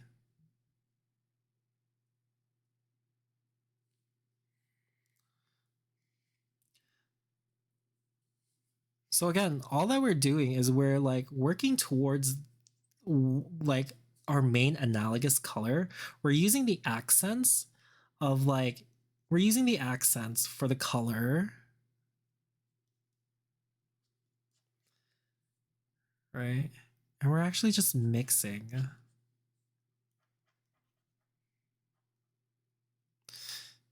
And remember when I was talking about values earlier? This is one of the main things why if you're only using one color, the biggest thing to differentiate between the different like pieces is how you like position and showcase your values. So that's one of the things that you want to keep in mind whenever we're like whenever you're using an analogous color scheme is your values, right? Color is not the only thing that's important in these kinds of situations. It's how you're expressing these colors in a specific way. How are you showcasing these like how are you showcasing these like things?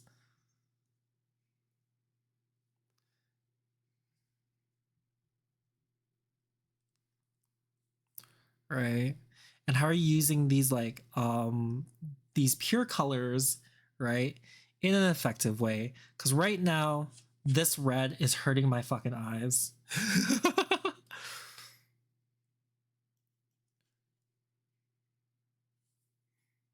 Right?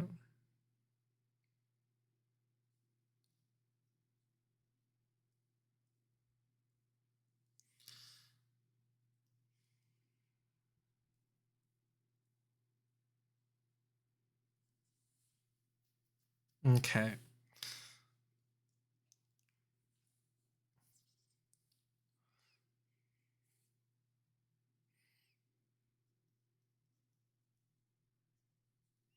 I could list you up.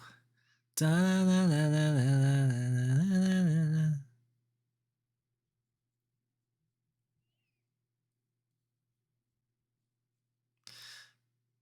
Like the Cosmos, those colors do have a nice mix.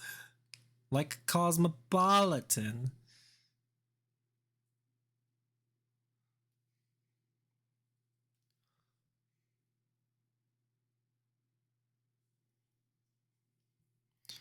But again, make sure very rarely, whenever you're like mixing colors from here, very rarely do you go to a pure saturation for the other side. So if you have a good understanding of hues, could you make a complex piece with a singular color? Yeah, 100%. Absolutely. Oh yeah. That's if it's monochromatic, right? You can make like amazingly complex pieces monochromatic, right? It's important to know like that's one of the basic things, like if it's monochromatic you're able to do anything, right? You want to make sure like you understand, like again, this is back to like your values and stuff. your base idea, your base thing that you want to keep in mind is your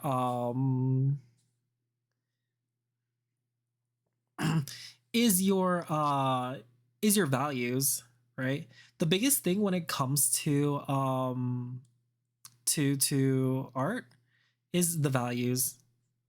How you go about using your values and stuff, right? And push those values. Cause even here I like check my values to make sure that I'm making like progress and shit, right? And pushing those like things, right? Is that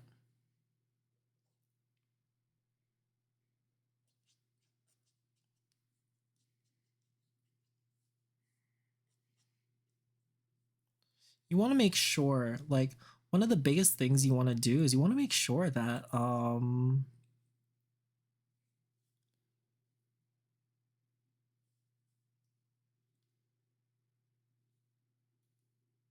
here.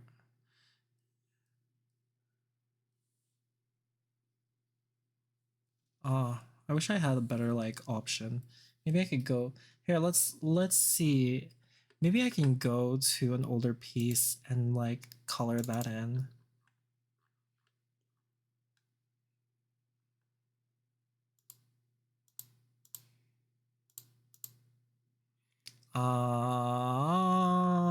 That's not okay. That was also not okay. Let's look at this. Okay, so this is again, if you have a good understanding of hues and everything like that, you can create something that's monochromatic, right? That's monochromatic. You're like pushing the like you're pushing the envelope whenever you're making like um whenever you're making uh what's the word? You're pushing the envelope whenever you're focused on the values and how these like things interact, right? Oh, thank you. But this is an example of monochromatic, right? If you add a second color to it, that's called a if you add the opposite color to it, that's called complementary color. If you add two opposite colors, that's split complementary or like triadic, right? And if you add like colors beside the color scheme, like color wheel, that's what's called analogous. Analogous. So we want to make sure that we remember these kinds of things because again, Yaskin, what question? How can I help you?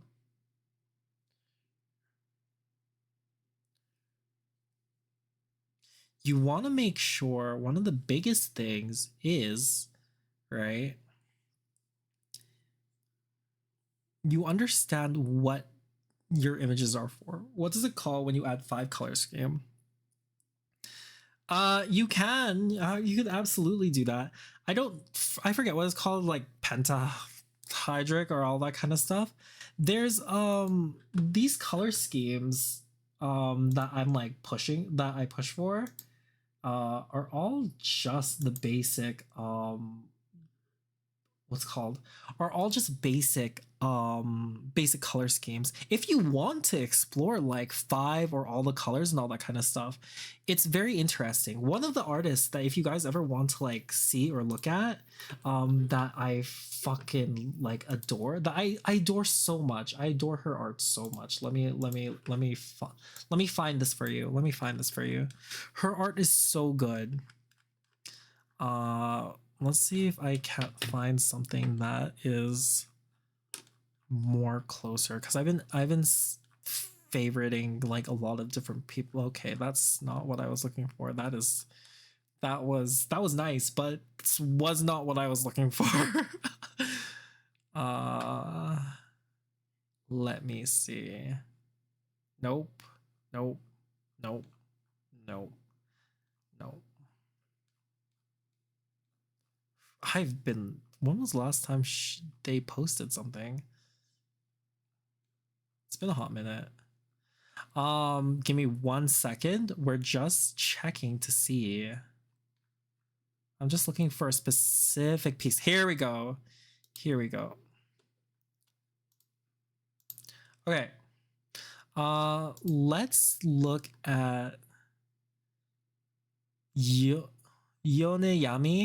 Yoneyami. They did a piece recently, like semi-recently. And I want you guys to take a look at it and see the variations of it. Yeah, they're wonderful. They're wonderful artists. Very pretty. How long ago was this piece? Damn.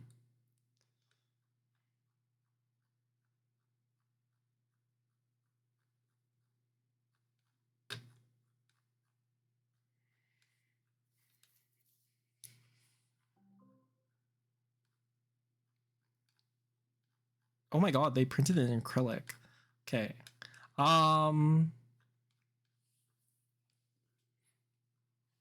I don't want to share my thing because my thing isn't all that safe to show. But let's copy image. We're going to be looking at example artists right here, which is really good. They're really good. So Yami is a very talented artist. They use some amazing color techniques, and their compositions and their like flow is so wonderful, right? Let's look at other ones here. So you questioned in regards to what these like things are called and all that kind of stuff. And again, like you 100% absolutely in regards, you can have as many colors as you want, right?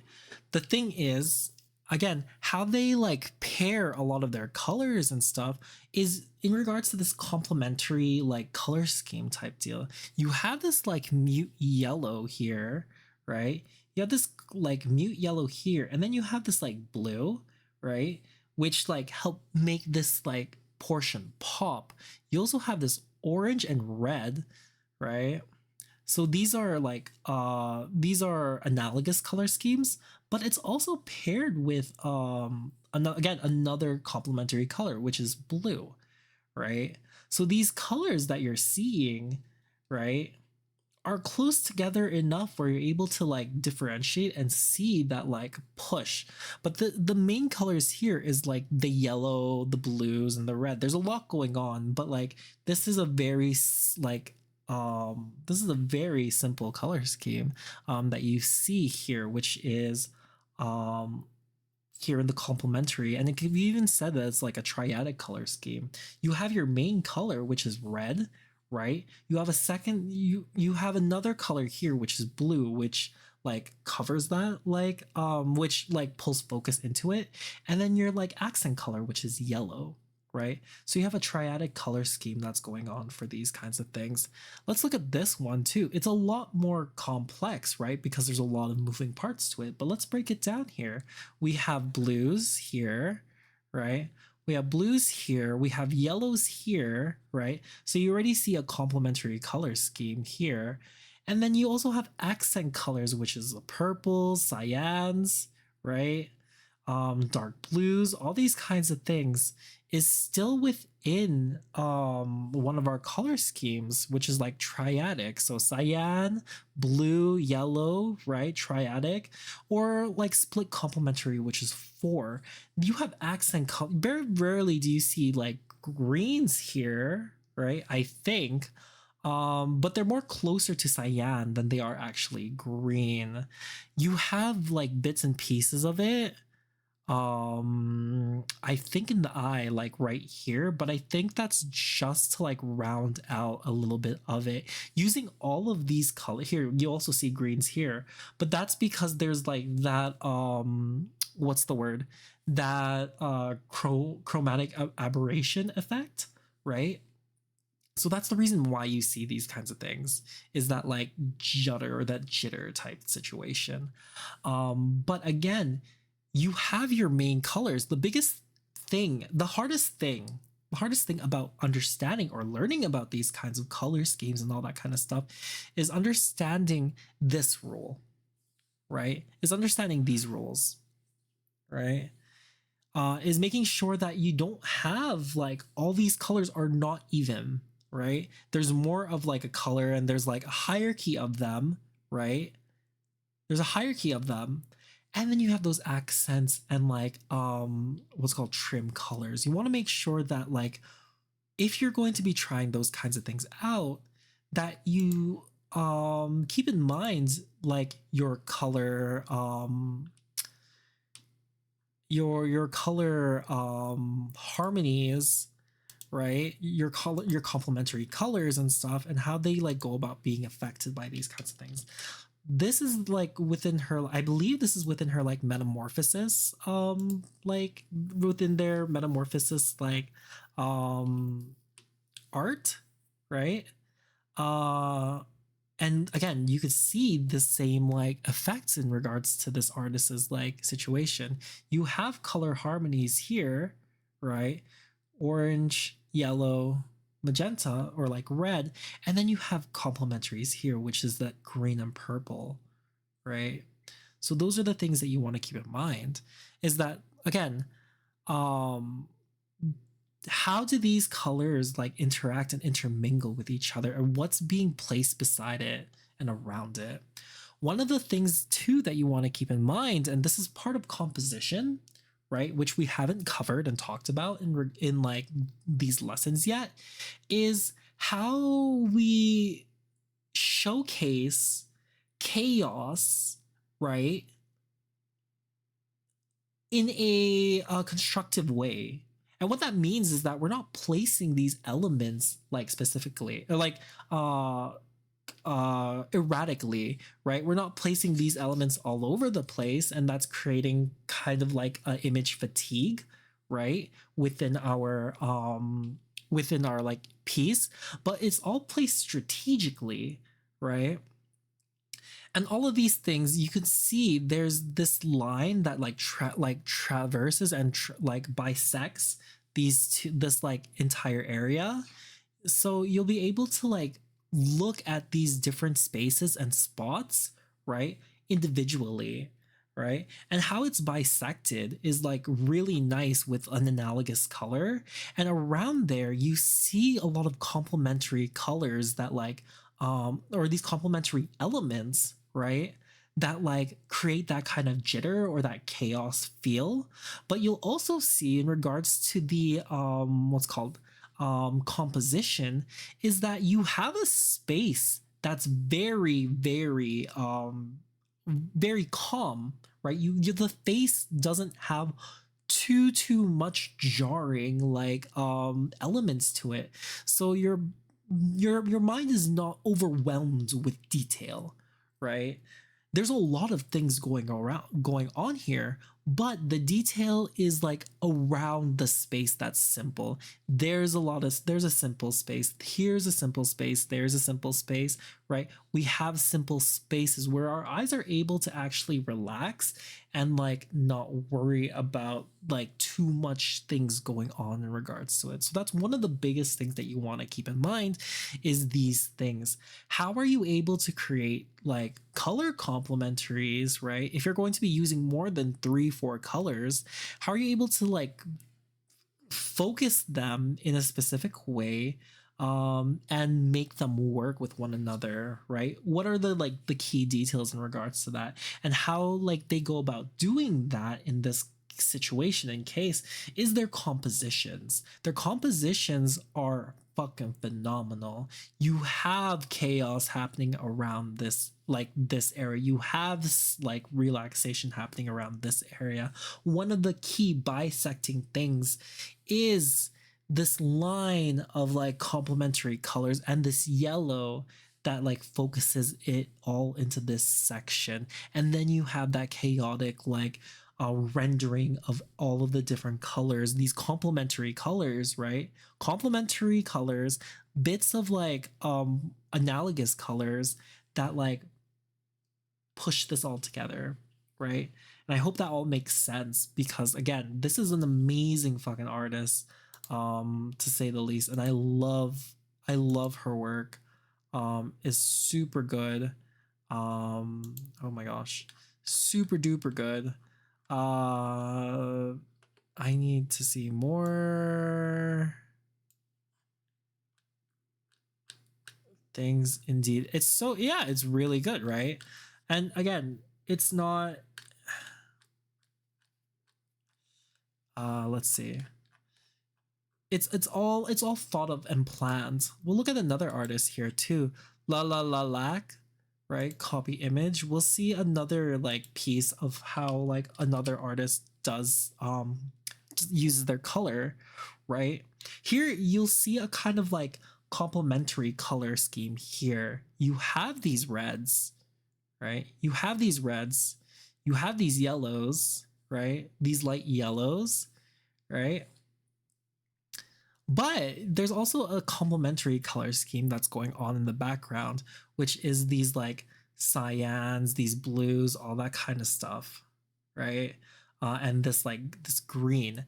And so you'll see these blues are like are secondary to it. Your main concept and your core things here are those warm red tone, like reds and like different variations of it within the hue, as well as like yellow and orange, right? And you could even see in the background is like these are the main colors that we see and that we push for, right? But there's accents and there's like highlights of these blues that help what's called push like this image. It's not boring where it's just one color. It's the these blues are strategically placed in order to create like that contrast and that like push, like that like feel of variation and stuff. And so it's important to keep that in mind whenever like you're choosing color schemes, is what do you want your colors to do in these kinds of regards, right? Is that's one of the biggest things that like you want to keep in mind whenever these kinds of stuff are happening. Okay. Okay. All pretty good, all pretty like straightforward. There's much more when it comes to color and light, but this is the basics of the basics, and I want to make sure that like this part, they're like all of these are not ignored. Let me erase this because that's not necessary, right? Merge selected layer. There we go. And we need this one too. Merge selected layer. Okay, so yeah, we'll take a little, like take a 90-second break. Guys, drink, do water, like get water, all that kind of stuff. Make sure that like you're fully hydrated. Again, thankful for you guys to have shown up. I'm really happy that people are interested in this. But we went over values and colors. That's very good. That's a very good thing for me. Less things to worry about next time. Oh, okay. Oh, I have nuts. One fucking nut.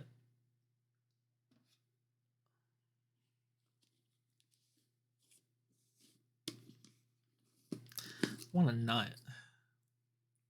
Oh, wait. Let's turn off bug. And this is not needed. Yeah, I have cashews I have cashews just right beside me. I have cashews. I love nuts.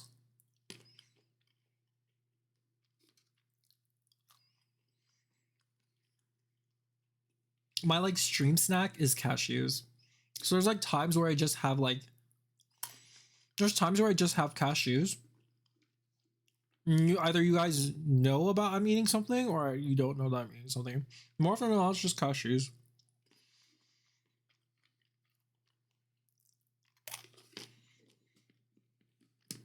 Okay. So I love cashews because they're just easy to eat.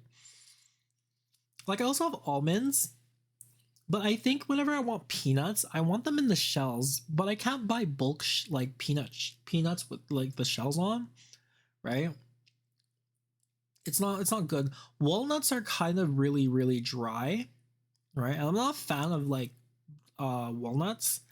Um Pecans, I hear like terrible, like they're grown like almonds. I hear they're grown terribly, and like pecans, I hear or no, cashews. I hear they're grown terribly. It's like bad for the environment. And or like no, it's pistachios. Pistachios. But then they also have that shell thing. I don't know. I don't know. I like nuts just in general, right? But I choose my top favorite nut. Um, my top favorite nut is cashews because they're easy to eat. Macadamia nuts are expensive though. Those would be like if they were cheaper, I would say macadamia nut, right? And then pecans are only good to me if they're in like a pie. Pecan. Are you saying that pecan? Pecan. Pecans are very. When you hear nut, you're okay. You're fine. I get it. Nut is a funny thing. I can say pecan. I feel like saying certain like saying that just depends on where you're from. Like D's nut. What's a chin nut? This better not be a joke, Kodiak. A pecan. To be honest, I'm not like a very big like I'm not a very big person. Why do you how do you say it? It's a wennick in your mouth. What is a wennick? Okay.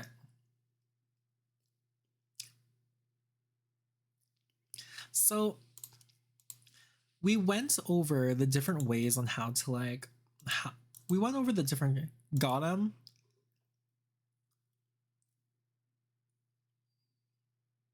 What's a wennick? What's a weenick? What's a weenick? Let's look and see. Pecan. So let's say pecan. Oh. Sure. Let's look at the different things. I was trying to be nice.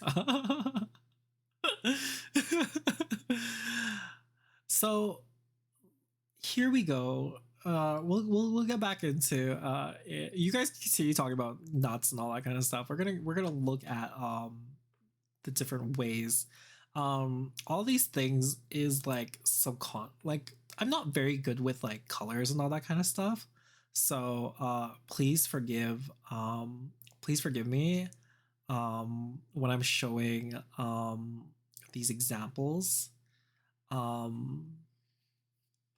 But let me take a look see. I just moved all of my stuff to a subfolder from like 2023. So all of my examples from like last or 2024 from last year is like a little slow. So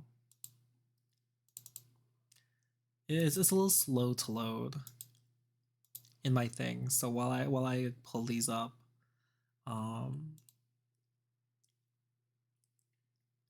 please don't mind the slowness. Let's look at these things. These are all safe for work, right?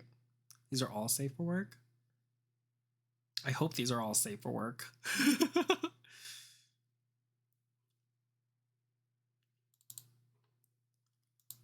We're just gonna look through more examples of art pieces for like a hot second, right? and see how like, we go about like choosing. No, don't. We don't need that. We don't need that. Aka does not need that. Okay, so here we're looking at like the different examples that we're doing at. The main thing that like I want to like showcase and like simulate is that like there's a lot of choice that is involved whenever it comes to like art and stuff. And like again, it's not like clear or like apparent like with how people do it, but um your main color doesn't necessarily have to be um it doesn't necessarily have to be 50-50, or it doesn't necessarily have to be 70-40. One of the things that you can do whenever you're like selecting colors and creating color theories is to like focus on composition as well too, right? These blues are much more saturated to themselves, right? But the main color, the main focus in a like the main focus in this piece is like this brown red, this darker like, or this like more warmer like tone than anything like that. One of the thing, okay, that's the thing that I was going to talk about is warm and cool colors, right? One of the biggest things that you want to keep in mind whenever you're creating these kinds of like compositions too is this concept of warm and cool colors. And what warm and cool colors are, right?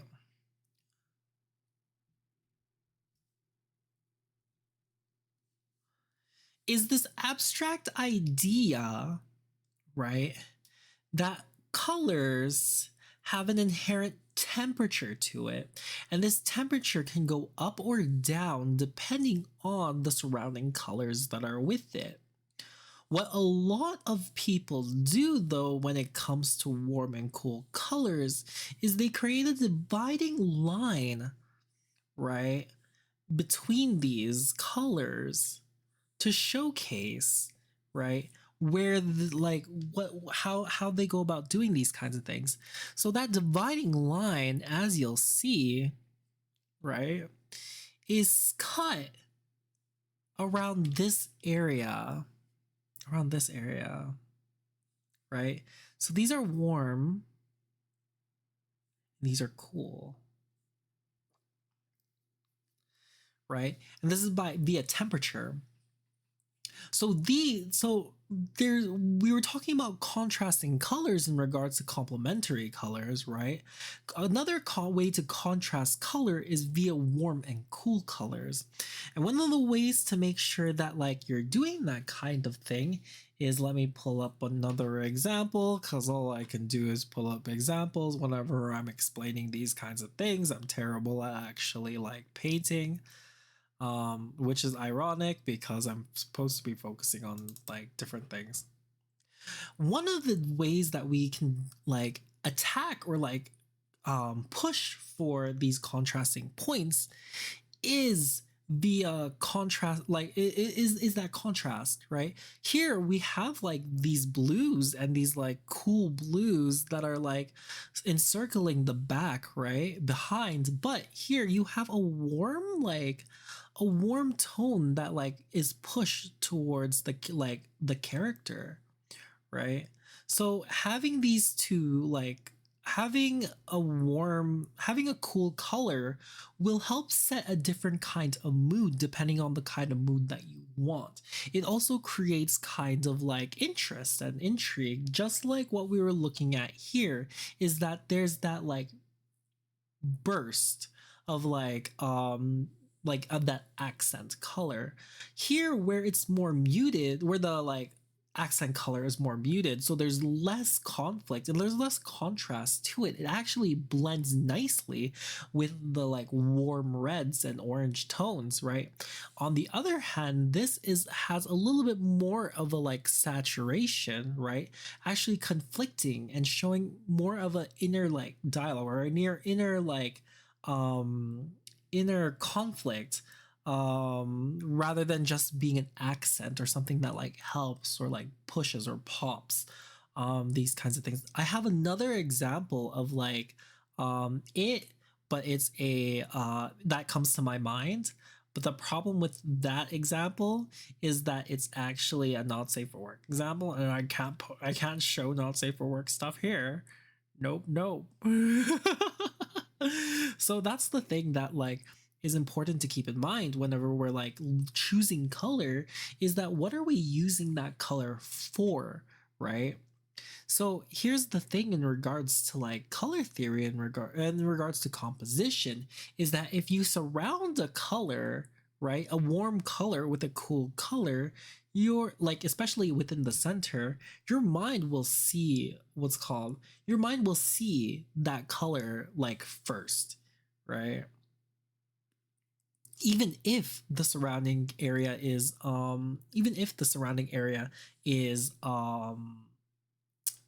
what's called is has a more saturated like look.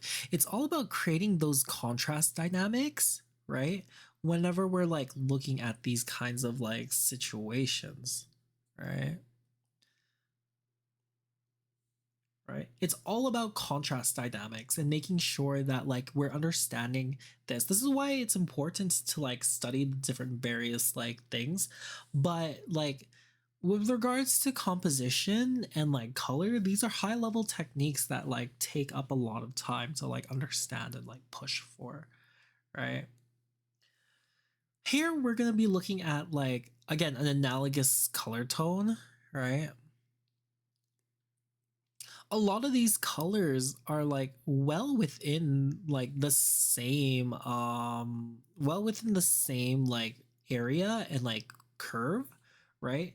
And we want to make sure that like if we're going to be doing something like this, is that it's unified. It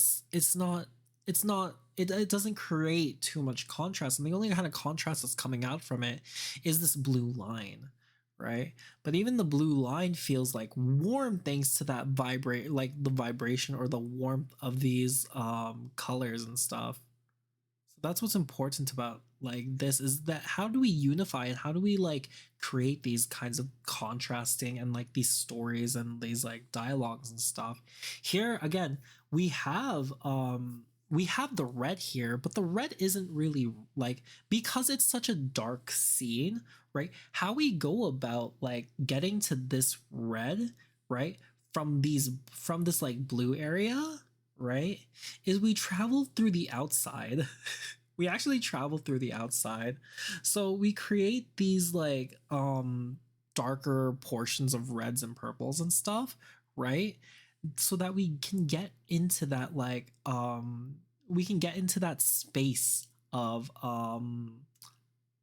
of that red, right? And then again, creating that color contrast is that there's a reason why this is like there's a reason why this is here, all that kind of stuff. It's all about creating those color dynamics, right? And again, Aka's hair is normally brown and stuff, but here you see blues. It's all blues, or that's it, right? Headway boo. I know Twitch will ban me, and I don't want to be banned for like a boring reason. I want to be banned and I want them to like make a reason for it. Okay. So again, this like these are complementary colors, right? So you see these browns and reds, and then you see these like blues. And if you're going to be banned, go out with a exactly go out with a bigger bang than like something boring. Right? It's just like, we got banned for like showing dick. Well, this is boring. Who's gonna remember me for getting banned because of dick? No, it has to be banned for something interesting or something crazy. That's my goal.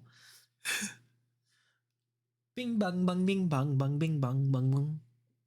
But here we go. We see complementary color schemes, right? These browns, these reds, and then you have this like array of blues and like cyans and stuff, right? And greens, right? Just to offset. So you see these like straight lines, these things that lead to the eye, right? And again, these are placed specifically so that like one, it has like a cool realistic like tone to it, but two, we're wanting to showcase these we want to showcase this division of like color, and where that division of color lies is at the eyes, right? And that's the biggest, you'd remember. No.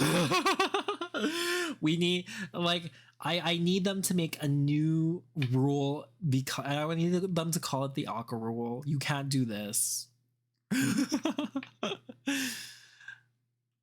Okay. So again, we see like the use of colors as a means of division, right? And the means of like creating color harmonies and interest within the pieces, right? And again, like, it really just depends on how you go about doing these kinds of things. Is like, again, create a separation of foreground, midground, and like background and all that kind of stuff. These are the things that you can use color for to create that like variance and that interest in like a lot of the like tones of your pieces. And that's what you want to have and keep in mind, is like these kinds of like separations and like splits, right? Again, like, all of these kinds of stuff fall within color theory, right?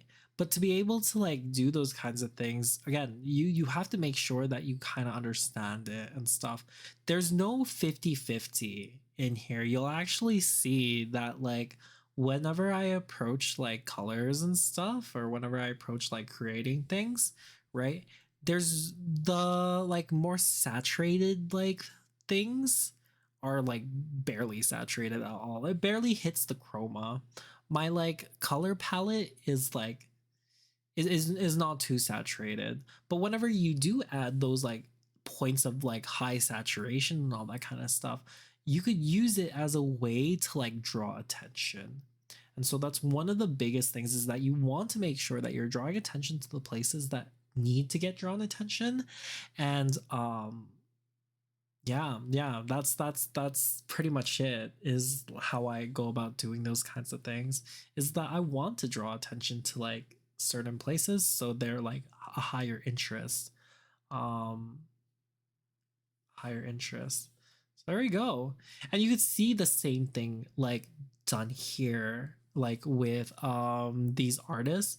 High interest points are either like contrary to like, or either have a contrast to the amount of stuff happening, or there's like a high contrast in like the outfit or clothing compared to like everything else around, right? And they only have high contrast or interest in certain other places to create kind of symmetry, or to create kind of like a certain composition, right? And so that's how you use those two different, like, that's how you use like color in various ways. Contrast, right, to create form, right? What's called saturation, to create like to like garner attention, right? And what's called using warm and cool color to be able to like push these things together.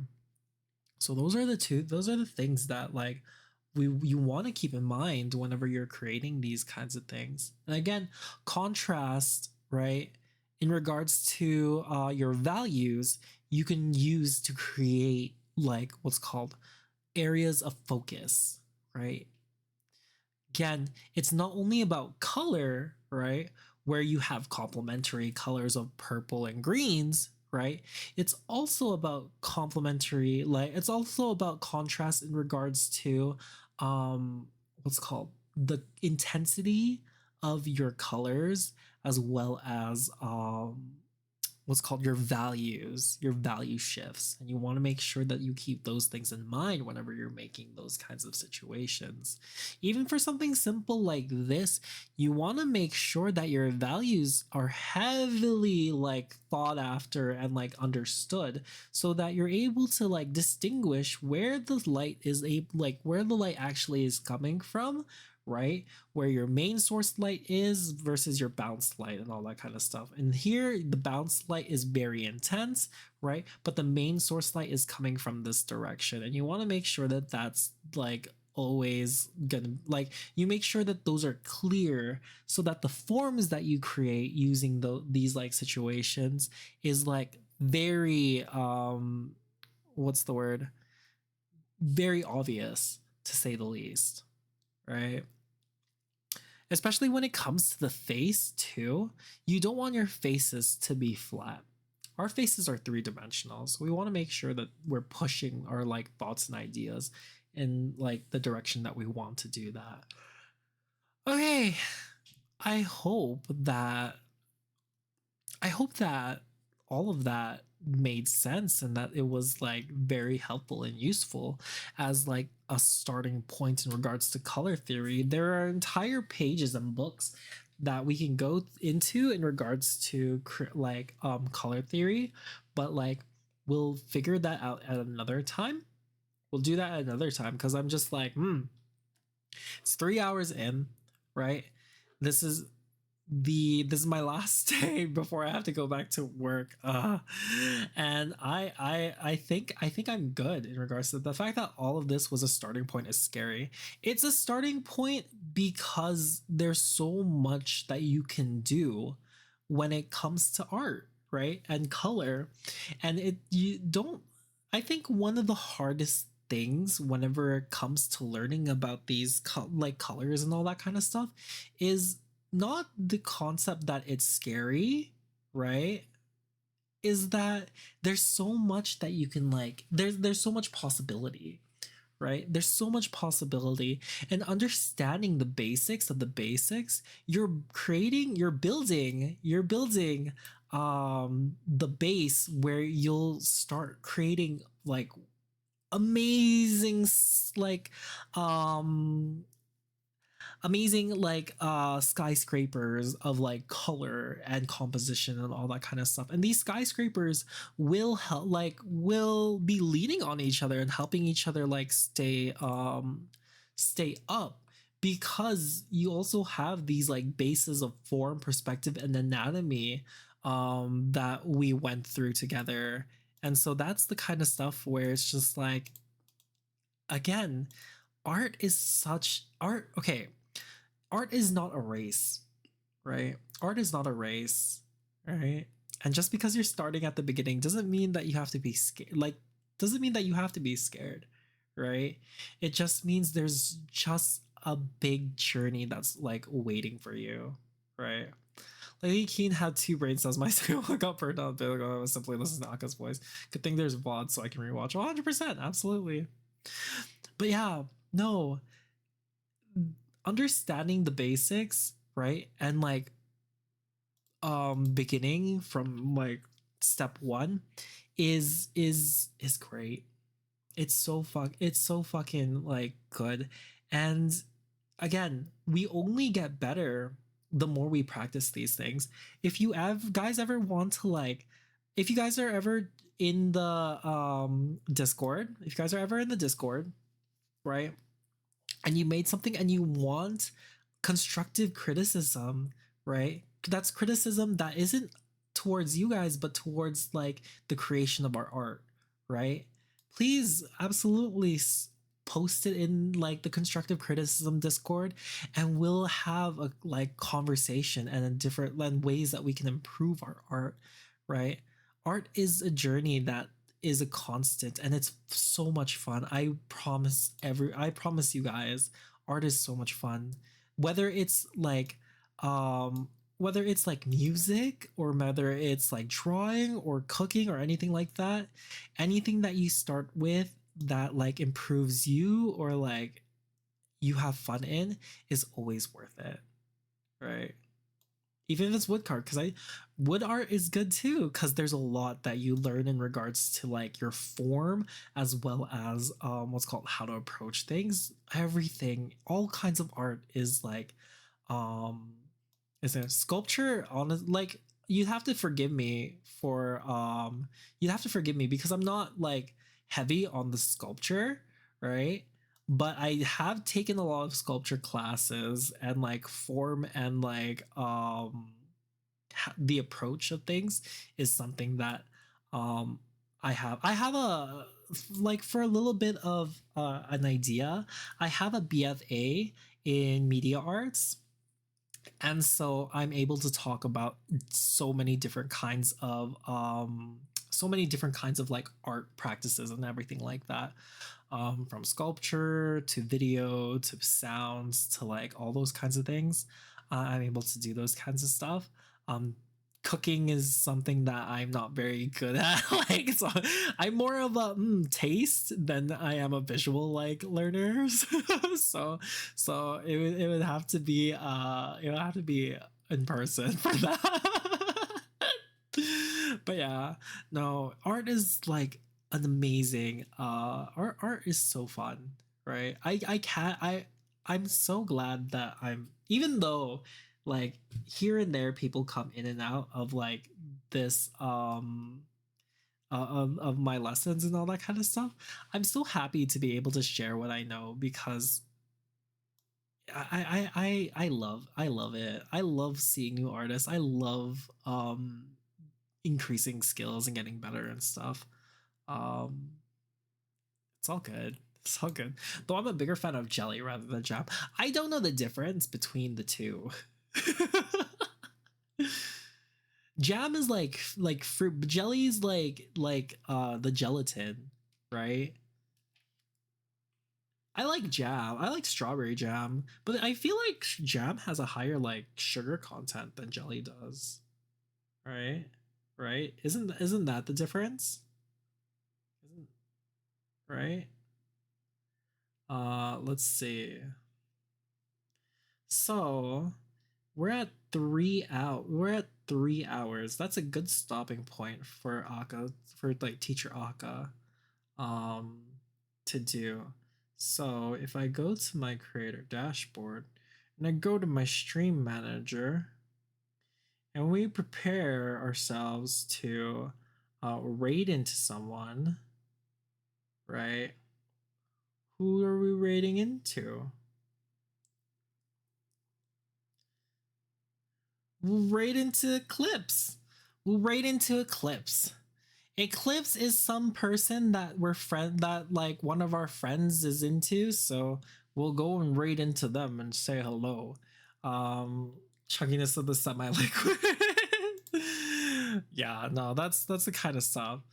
So close to the Discord. One more go. I'm sorry to say, I don't have it enough in me. Don't look at the clips too much. They'll fall in love quick. Will they? After this raid, I can get it? Yeah, 100%.